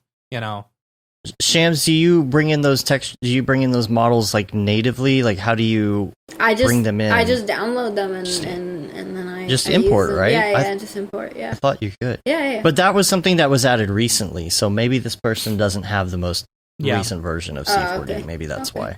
But I know it is possible. Oh, it's 100% possible. Yeah. Yeah. Asex Project asks, "What are some of my favorite Switch games?" Dave, what are your favorite Switch games? Switch games? Yeah, Switch games. I really like Animal Crossing right now. Mario Maker 2. Mario Maker's really good, yeah. Mario Kart, really of course, got to get that. Tetris 99. Nah, I don't like that. I love Tetris 99. The Super Smash Brothers, of course. Got to do that. Mario Kart, of course. Mario Party is awesome. I have a lot of Switch games. The Killer Queen. You need like your own video game show. No. It would be, hey, watch me beat Super Mario Brothers in 20 minutes again. That would be it. That would be it. Yeah, but you could talk about all these. You could have a whole show. Yeah, I don't play enough. And then you could get on the line with Shams on Twitch, and y'all could try out Fortnite. Yeah, I'm down. I might have some guests at some point in my Twitch, so you never know. It would be cool to have like PewDiePie. Yeah. Also, I would love to play if it's like a multiplayer game to play with all Mograph people. How fire would that be? That would be a show. You know what I mean? Like, like we're just all playing Fortnite. Like, that'd be fire. Yeah. You know? The hardest part is trying to figure out how to stream all that. I've always thought that would be fun, but you have to get a feed from everybody's console. Man, Discord. Trust me, Discord. Yeah, but Discord makes your fans go like crazy. You gotta screen share. Well, I mean, if you're on PC. I'm on PC. Yeah, that's the thing. Yeah. It's hard to share video game consoles. You guys don't play on your PC? I mean, no. Sometimes. Oh, okay. I play Grand Theft Auto on it. Oh, okay. Yeah. Cool. Yeah. I'm mostly Xbox and Switch. So, all right. One last game for Switch. Killer Queen Black. It's amazing. Yeah. I love that game. It's based off of the arcade game, and it's so cheap. Like it is such a fun little game that you can play. Whatever. Yeah. It's a fun little game you can play. It's a fun little game you can play. There you go. Yeah. It's the best review ever. Anyway. You played it in California, in LA. We played it. It was based off an arcade game, and so you play 5-on-5, and this you can play 5-on-5, and you're basically trying to kill their queen. Well, there's 3 different ways you can win: either the economic victory, the military victory, or the snail victory. So one way you can kill their queen 3 times, or you can fill up all your berries in your berry holders, or you can ride a snail all the way to the finish line. And so there's 3 ways, so you got to be constantly paying attention to it and everything. It's awesome. It's such a fun game. I feel old. Yeah. I feel like the older I get, you're not using I'm still into my old games, but I don't get into new games. You're not using the term fire unironically enough. Right. Right. That's true. Unironically. All right, let's do this. Let's go to Mograph Recommends. Just have Matt explaining games. It's the worst explanation ever. Yeah. It's a fun game. It's this one game where you play it. Where you play as a character and you do things, and when you do that, you get points. You jump, and then you win. Yeah, it's really and satisfying. You get virtual dollars. Yeah. Let's do Mograph Recommends. Let's do it. I want to know. Can I pee real quick? Talked enough. Go ahead. Go ahead. Right, you go ahead now. Talked enough about the games. Let's talk about some other things that you like, such as how does he go to the bathroom in the spaceship? That's true, man. I think he's just in the corner. It's funny because there's a shadow that's going on the seat, and it looks like he's near the camera. That is so crazy. Yeah. Your favorite movie, right? It doesn't have to be all time. It could be right now, I mean, that one is I'm quite open about my favorite movie. Everyone knows it's Harry Potter. So it's Harry Potters. Obviously, I love them. But if I had to pick one, director's favorite is Alfonso Cuarón. So it's Azkaban. Prisoner of Azkaban is just so beautifully made. It could stand alone. It's a really good masterpiece. But yeah, Harry Potter definitely top.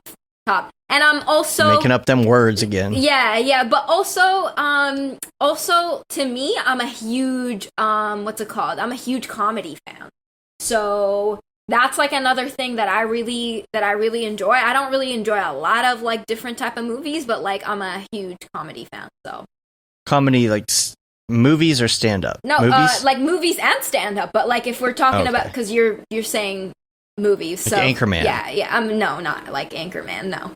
You don't like Anchorman? I mean, I like the classics. You know what I mean? I'm because right now, to be honest, nobody's making good comedy movies. I don't think so. I personally, or any movies for that matter. But I can't really remember the last time I was really excited about a movie was Fantastic Beasts, which is like the prequel to Harry Potter. I don't know if you know that.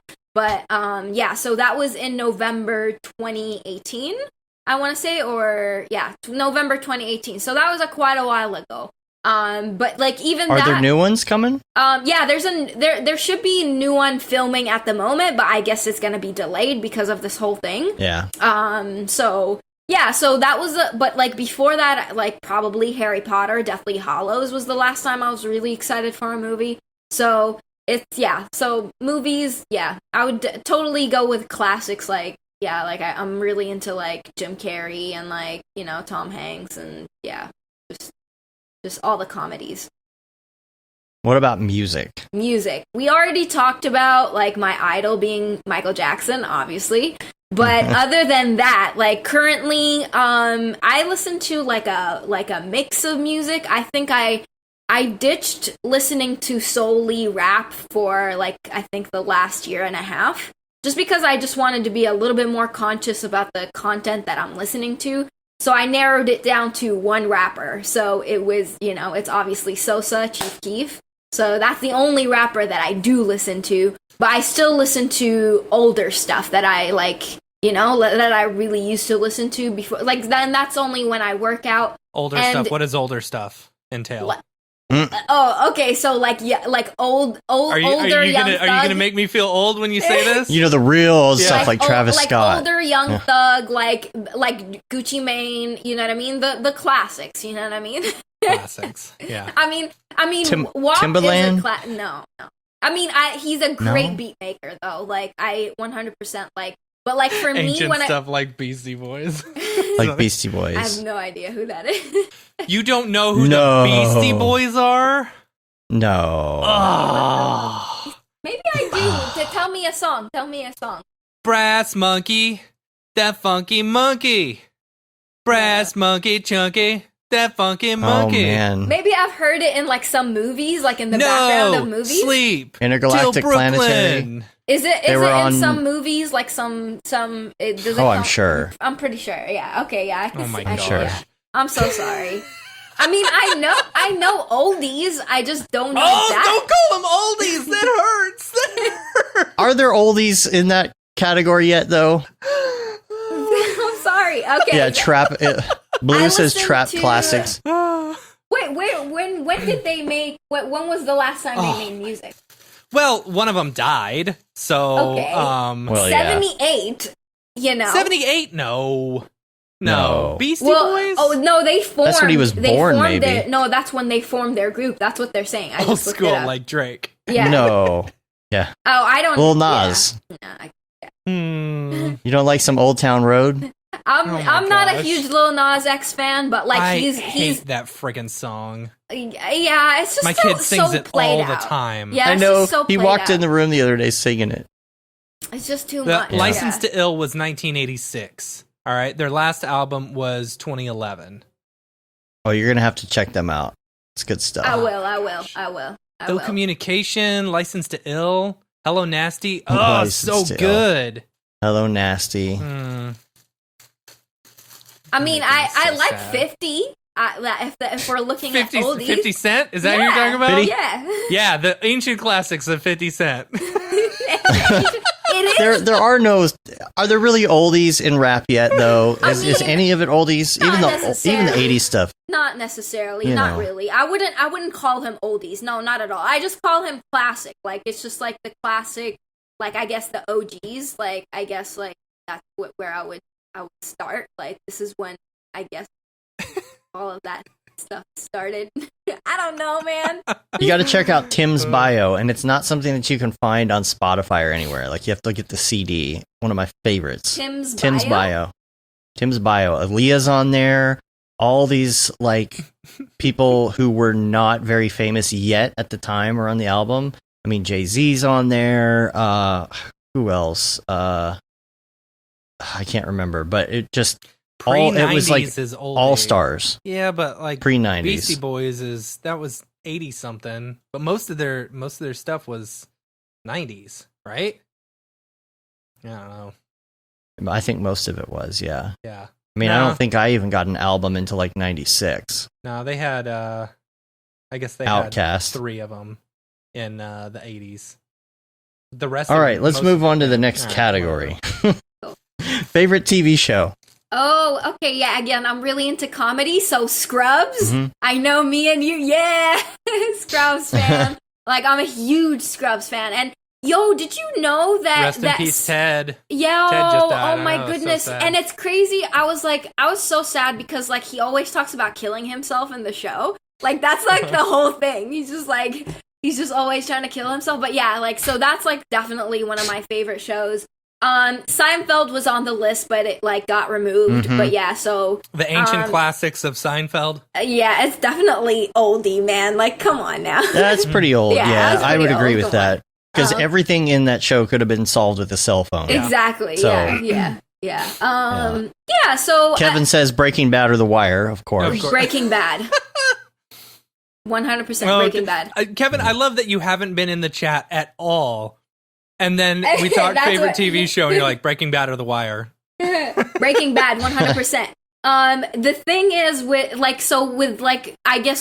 new stuff, I'm such a huge Stranger Things fan. Like, just, like, love that shit. You know what I mean? It's just so cool. Yeah. What else did I, like, recently? I don't watch anything recently, but before, like, the only thing that I'm a little bit up to date on is Stranger Things, but that's about it. So yeah, I love Breaking Bad. I love, I used to watch House of Cards. That was pretty cool.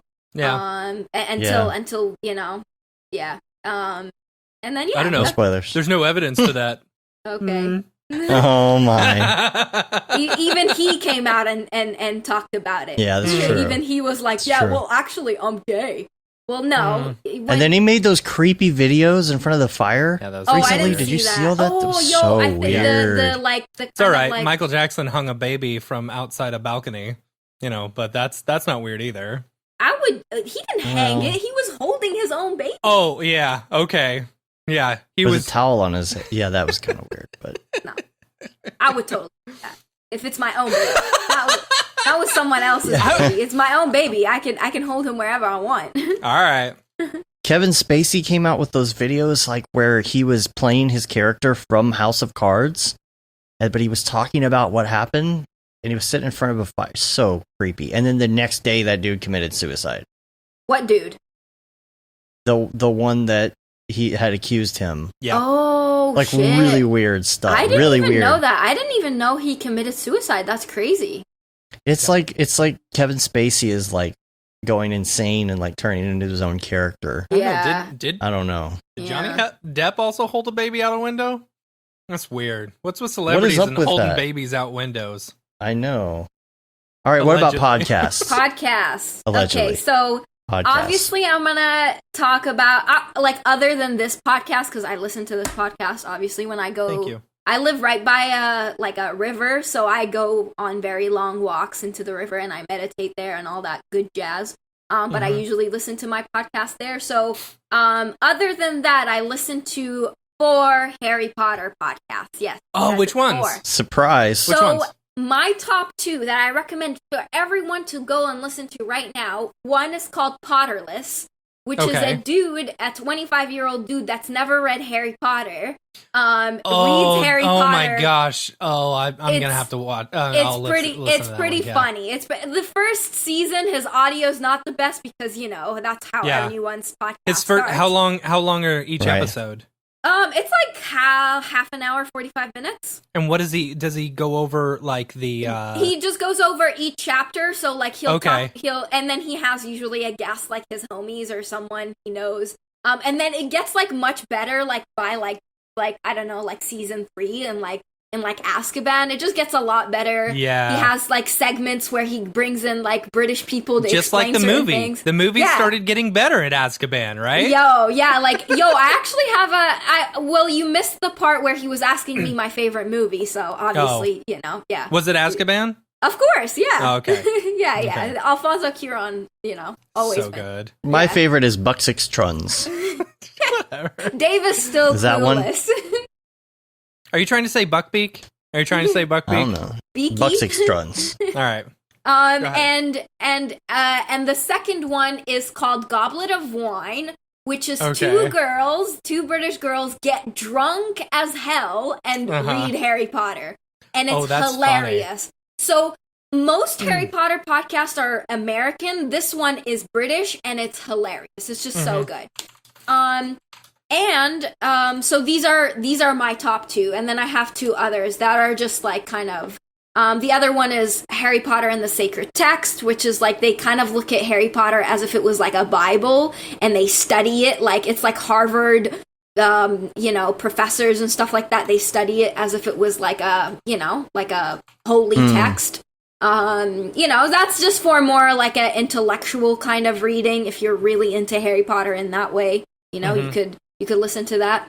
And I listen to religiously another comedy. It's a little bit not like it's not kid friendly, so I don't know if I could talk about it here, but I'm gonna talk about it anyways. It's called My Dad Wrote a Porno, and it's a British one. And it's this dude that basically sits with his friends and reads his dad, like just at 60 years old, decided to write erotica, and they just like read it, and it's hilarious. Oh my gosh, it's great. It's so good. Like 10 out of 10. Are you into Harry Potter fan fiction? I am. Oh. I don't write or anything like that, and I haven't read any since like high school. Right. I was into that, like it's high school. You're like, oh my god, I wanna. Yeah, like 3 years ago in high school. I wanna date Draco. Okay, have you seen the We Are Wizards documentary? No. Okay, I'll definitely. You should put that down as a must watch. Yep. It's only $2 on Amazon Prime. I'll definitely grab. But it goes into like a lot of the Harry Potter like Wizard Rock stuff. You know? Cool. Yeah. Are you a fan of Wizard Rock? Do you know Wizard Rock? We've talked about it. I mean, I've listened to it. I'm just not a huge fan of rock in general. Oh, such a shame. I like metal. That's the thing. Yeah. Yeah. All right. Anyway, so We Are Wizards. It goes into the whole. Okay. Have you seen the Dear Reader version of Harry Potter? No. Oh man. Okay. So put me on, man. Yeah. So what you need to do? All right. I'll be over here. Yeah. You need to partake of some substances, you know. Okay. And then find the audio called Dear Reader, all right? Okay. What this person does is they created an entire narration for Harry Potter and the Sorcerer's Stone, the first movie. Okay. So you watch the movie on mute while you're listening to the Dear Reader, and he but it's a completely different story, based off of what he says, but it is so funny. That's crazy. So funny. Yo, I'm so excited. Yo, I'm like, so. All right, thank you for telling. This actually sounds fire, yo. Like I'm Dude, definitely gonna. Dear do Reader it. is so funny. You can if you look up the cribbage Dear Reader match, Harry Potter or something. Yeah. If you look up the cribbage match on YouTube, I think they've got that, but you can kind of see what it is. Okay, I got you. The cribbage match. Yeah, I see it right now. The cribbage match. Yeah. Yeah. The Cabbage Patch. Dear Reader. Yeah. Yeah. All Wizard right. people. Yeah, I'm excited for that. I'm definitely gonna do that. But yeah, definitely check out that My Dad Wrote a Porno, because you will be laughing like uncontrollably. People will look weird at you. I used to watch or listen to I think it was called like the Muggle Cast or something like that. Mugglecast. Yep, that was yep. classic. Original, because they used to compete with my show back in 2005. Dave. On Podbean or Pod whatever really? It was back in the day. Yeah, it was on Podbean actually. You're right. Yeah. Podbean. What was the big site that it was podcast? No There's a podcast site that I don't even remember now. Podfinder, Pod. It was like the canonical before iTunes had podcasts, real hardcore, and it always used to be my show, Urban Coffee, and Mugglecast, going back and forth, competing for Mugglecast. slots. I enjoyed Mugglecast for a while. But you gotta listen to some modern Harry Potter readers. It's just so funny, it's just hilarious. When the 7th Harry Potter book came out, I was living up in Portland, and I was general manager at a Domino's Pizza, right? Okay, lovely. And I threatened every single person because I knew that I wasn't going to be able to get through it in one night, you know, because I got off of work, or I took the day off or something so that I could get the book and then read through it, you know, and I didn't get all the way through it. And I threatened everyone. I said, if anyone tells me how this ends, I will fire you. And everyone knew not to talk about it because I would fire them if they said anything about 100%, it. 100%. Yeah. I've heard some horror stories where people has spoiled like a Half-Blood Prince to them. So what they've seen, like they've just like heard the like last part of Half-Blood and like they just like, and it's just some horror stuff. Yeah, or like when that happened when the original book came out. There was a YouTube video where someone was driving around at the bookstore saying, "I'm gonna ruin the ending to this." Yeah, I remember that. Yeah, it was that terrible. Was pretty gnarly, not cool. No, it's not. Yeah. Found out that Drippeldoff died. Drippeldoff. Drippeldoff.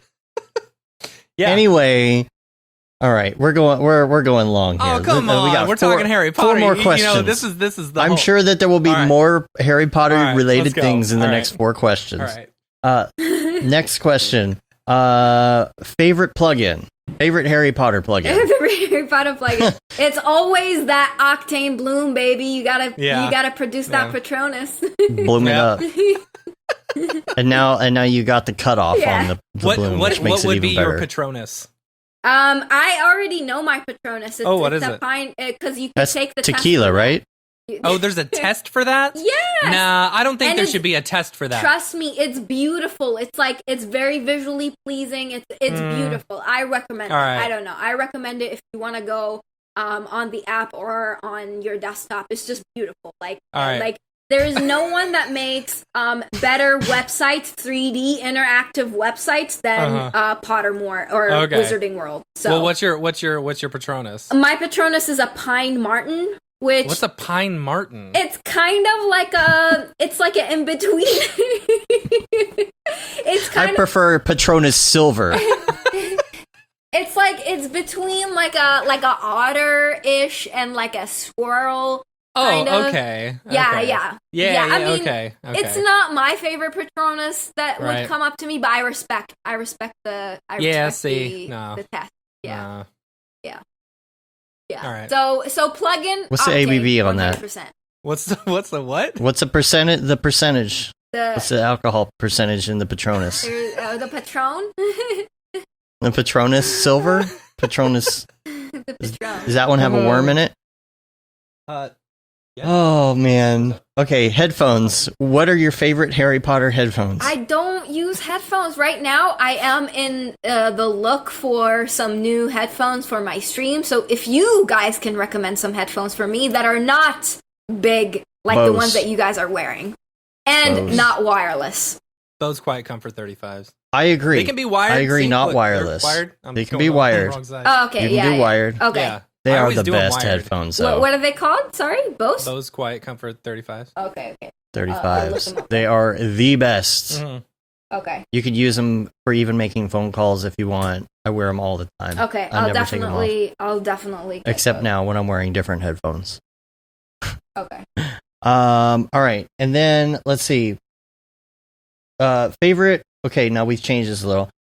Favorite app. What's your go-to app? On your phone. That's really hard.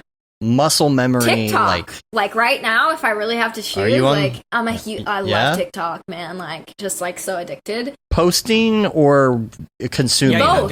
Both. The car driving and you're dancing TikToks. Both. And I really wish I had more time to post more, and I will post more in the next few weeks as I'm wrapping up a lot of client work that I'm on right now. So that's why I said to Matt just followed me. I'm like, hey, if you see me doing some cringy shit, don't judge, man. I'm gonna judge. That's the whole point of TikTok, right?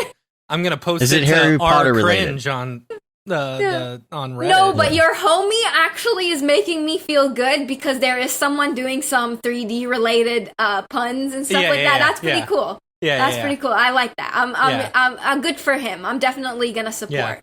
Yeah. Oh, you're talking about Isaac. Yeah. Isaac. Yeah. Love it. Yeah. All right, and then the last one, we need to know your favorite life hack.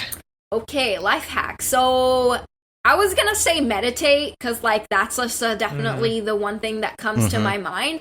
But recently I've just been struggling with something that is like kind of like I would be doing stuff out of fear. Like, let's say I would meditate so I wouldn't get anxious. So I would I would clean so I wouldn't get anxious and like things would be too messy and I'm like, stressed out and stuff like that. Instead of like doing my dailies because of fear. If I didn't do my dailies, I'd be a failure. And like, you know what I mean? Like all of these things, I feel like it's kind of like doing it for the wrong reason. And like, not to get philosophical or anything like that, but like trying to like soften up and like doing things out of love and like, like care for yourself instead of like meditating because you want to check it off the list or because you want to say you want to meditate and stuff like that, or like getting healthier because you want to conform to society or you're afraid you're gonna, you know what I mean, like not be healthy if you didn't, you know what I mean, all of those things, or work out because, you want to look good or whatever, just doing all of those things out of love for yourself versus out of fear. If you don't do them, something wrong will happen, you know? Or doing it for anybody else. Or doing it for anybody else. Yeah. Definitely 100% for the love and care for yourself kind of thing. You know what I'm saying? So that would definitely be my life hack, because I'm no saint at this, but like I'm definitely trying to incorporate that more into my life. So as I'm incorporating that, I feel like more people should as well. Cool. If somebody wanted to get into like meditation for the first time, like, what do you recommend? Like, are there resources available, techniques? Are there different techniques that different people use? Like, where would you go if you want to get started? Getting started, I would recommend 100% not stressing how much length you're meditating, 1. 2, there's so many apps that you could use. Don't just do it a couple of times and be like, oh, it's not working for me. It's literally a time thing until you start being able to quiet your mind and being able to be comfortable with yourself alone. And try different things. Like the app that I use the most is called Insight Timer. And they have a variety from your own timer, which is amazing because you don't have to use the timer that's built into your phone, which has the most ugliest ringtone. Yeah. It's not the best way to come out of a meditation when you're like in a very quiet place. They have like all these like singing bowls and stuff like that. So that's what gets you out of your meditation. So you could set it, you could have like gradually. Exactly. Yeah. And like there's like interval bells. So like if you're doing a longer meditation, it could tell you, hey, you're at the 10 minute mark.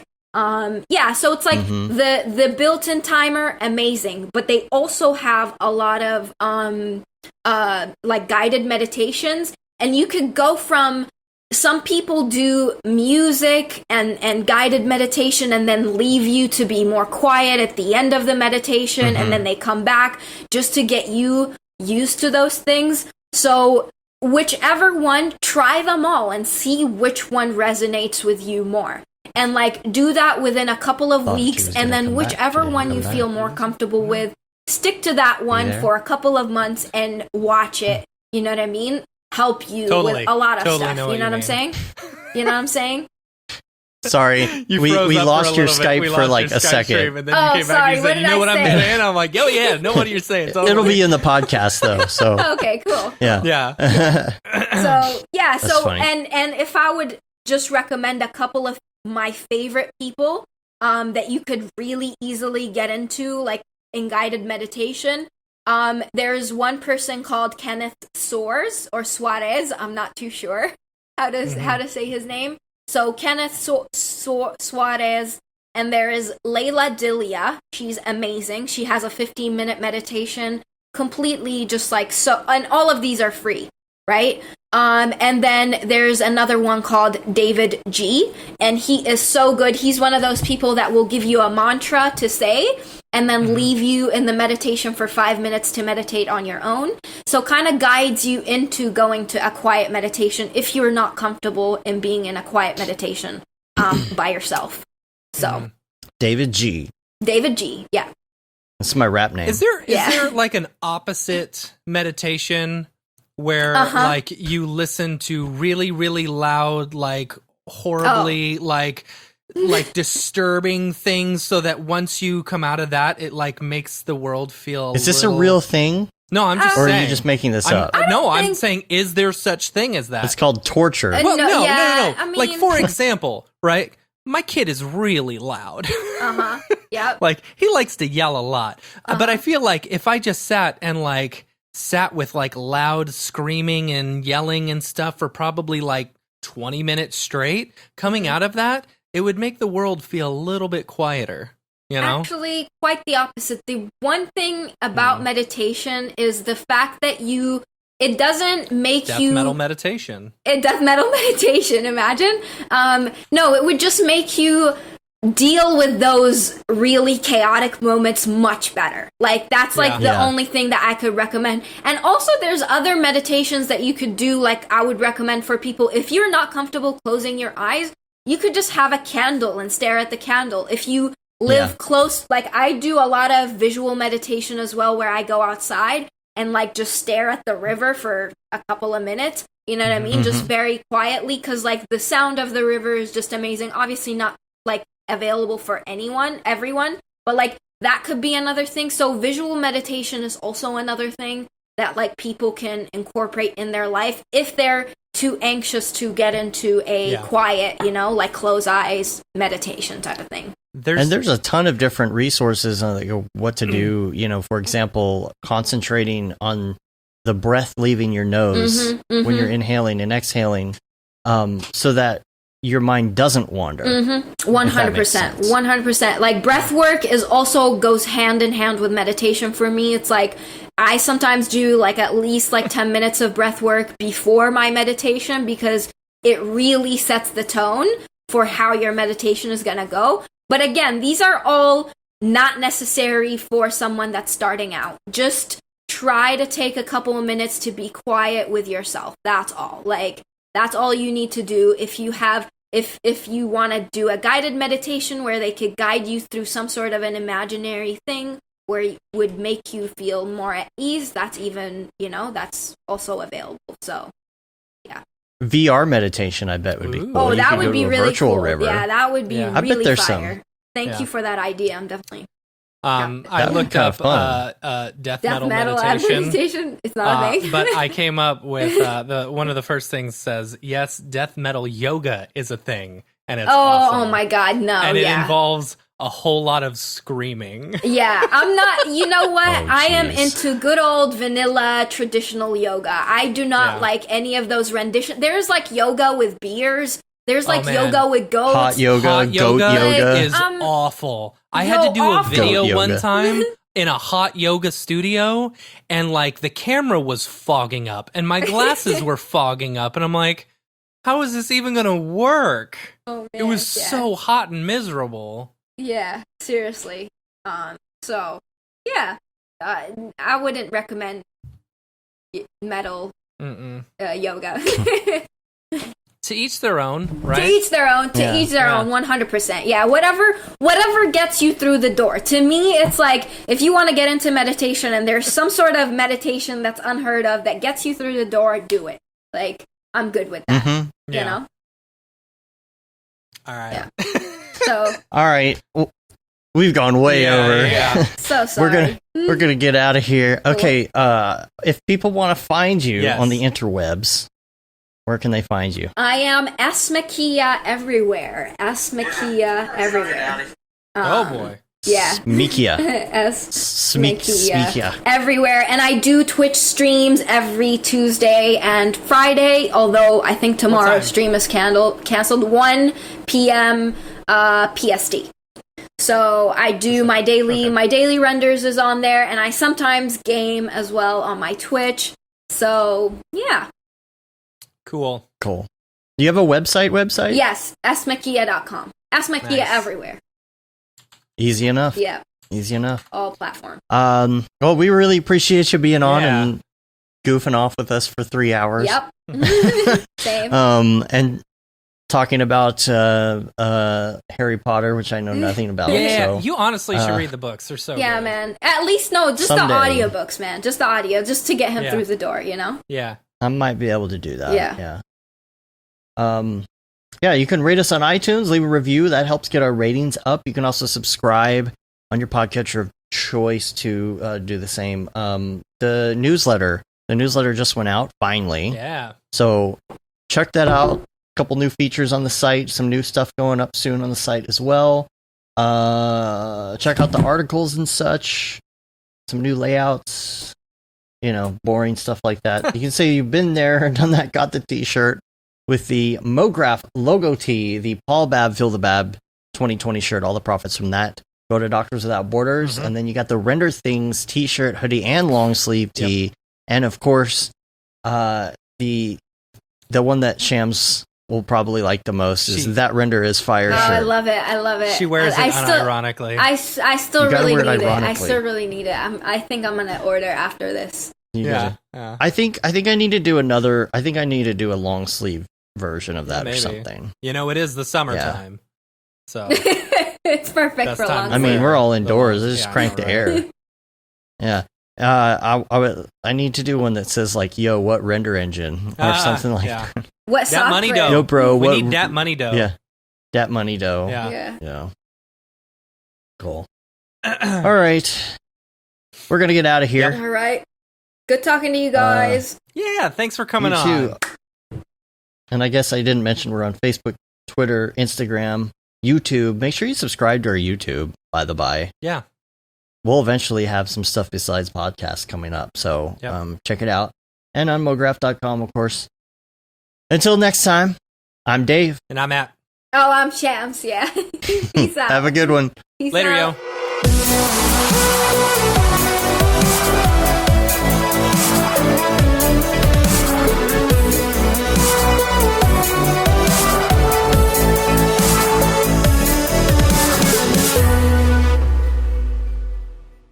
It's pretty good, I guess. Mograph.com, an online resource for motion graphic artists. Start your week with the Mograph podcast. Industry news, interviews with your favorite artists, and terrible humor. Watch live shows and interviews from Mograph events like NAB, SIGGRAPH, Half-Res, and local meetups. Our Mograph Talks feature live demos and motivation from artists all around the world. Sometimes you gotta make stuff that you're not gonna put on your reel, and I'm not here to judge. What if Rick and Morty show up for the countdown at midnight? That's where I peaked in life, in my career. We gotta stop this thing, Rick! It's gonna kill us all! Hear from the people that create your software, design your render engines, and artists that are changing the face of modern motion graphics. You get that render done. Yeah, you better frame what?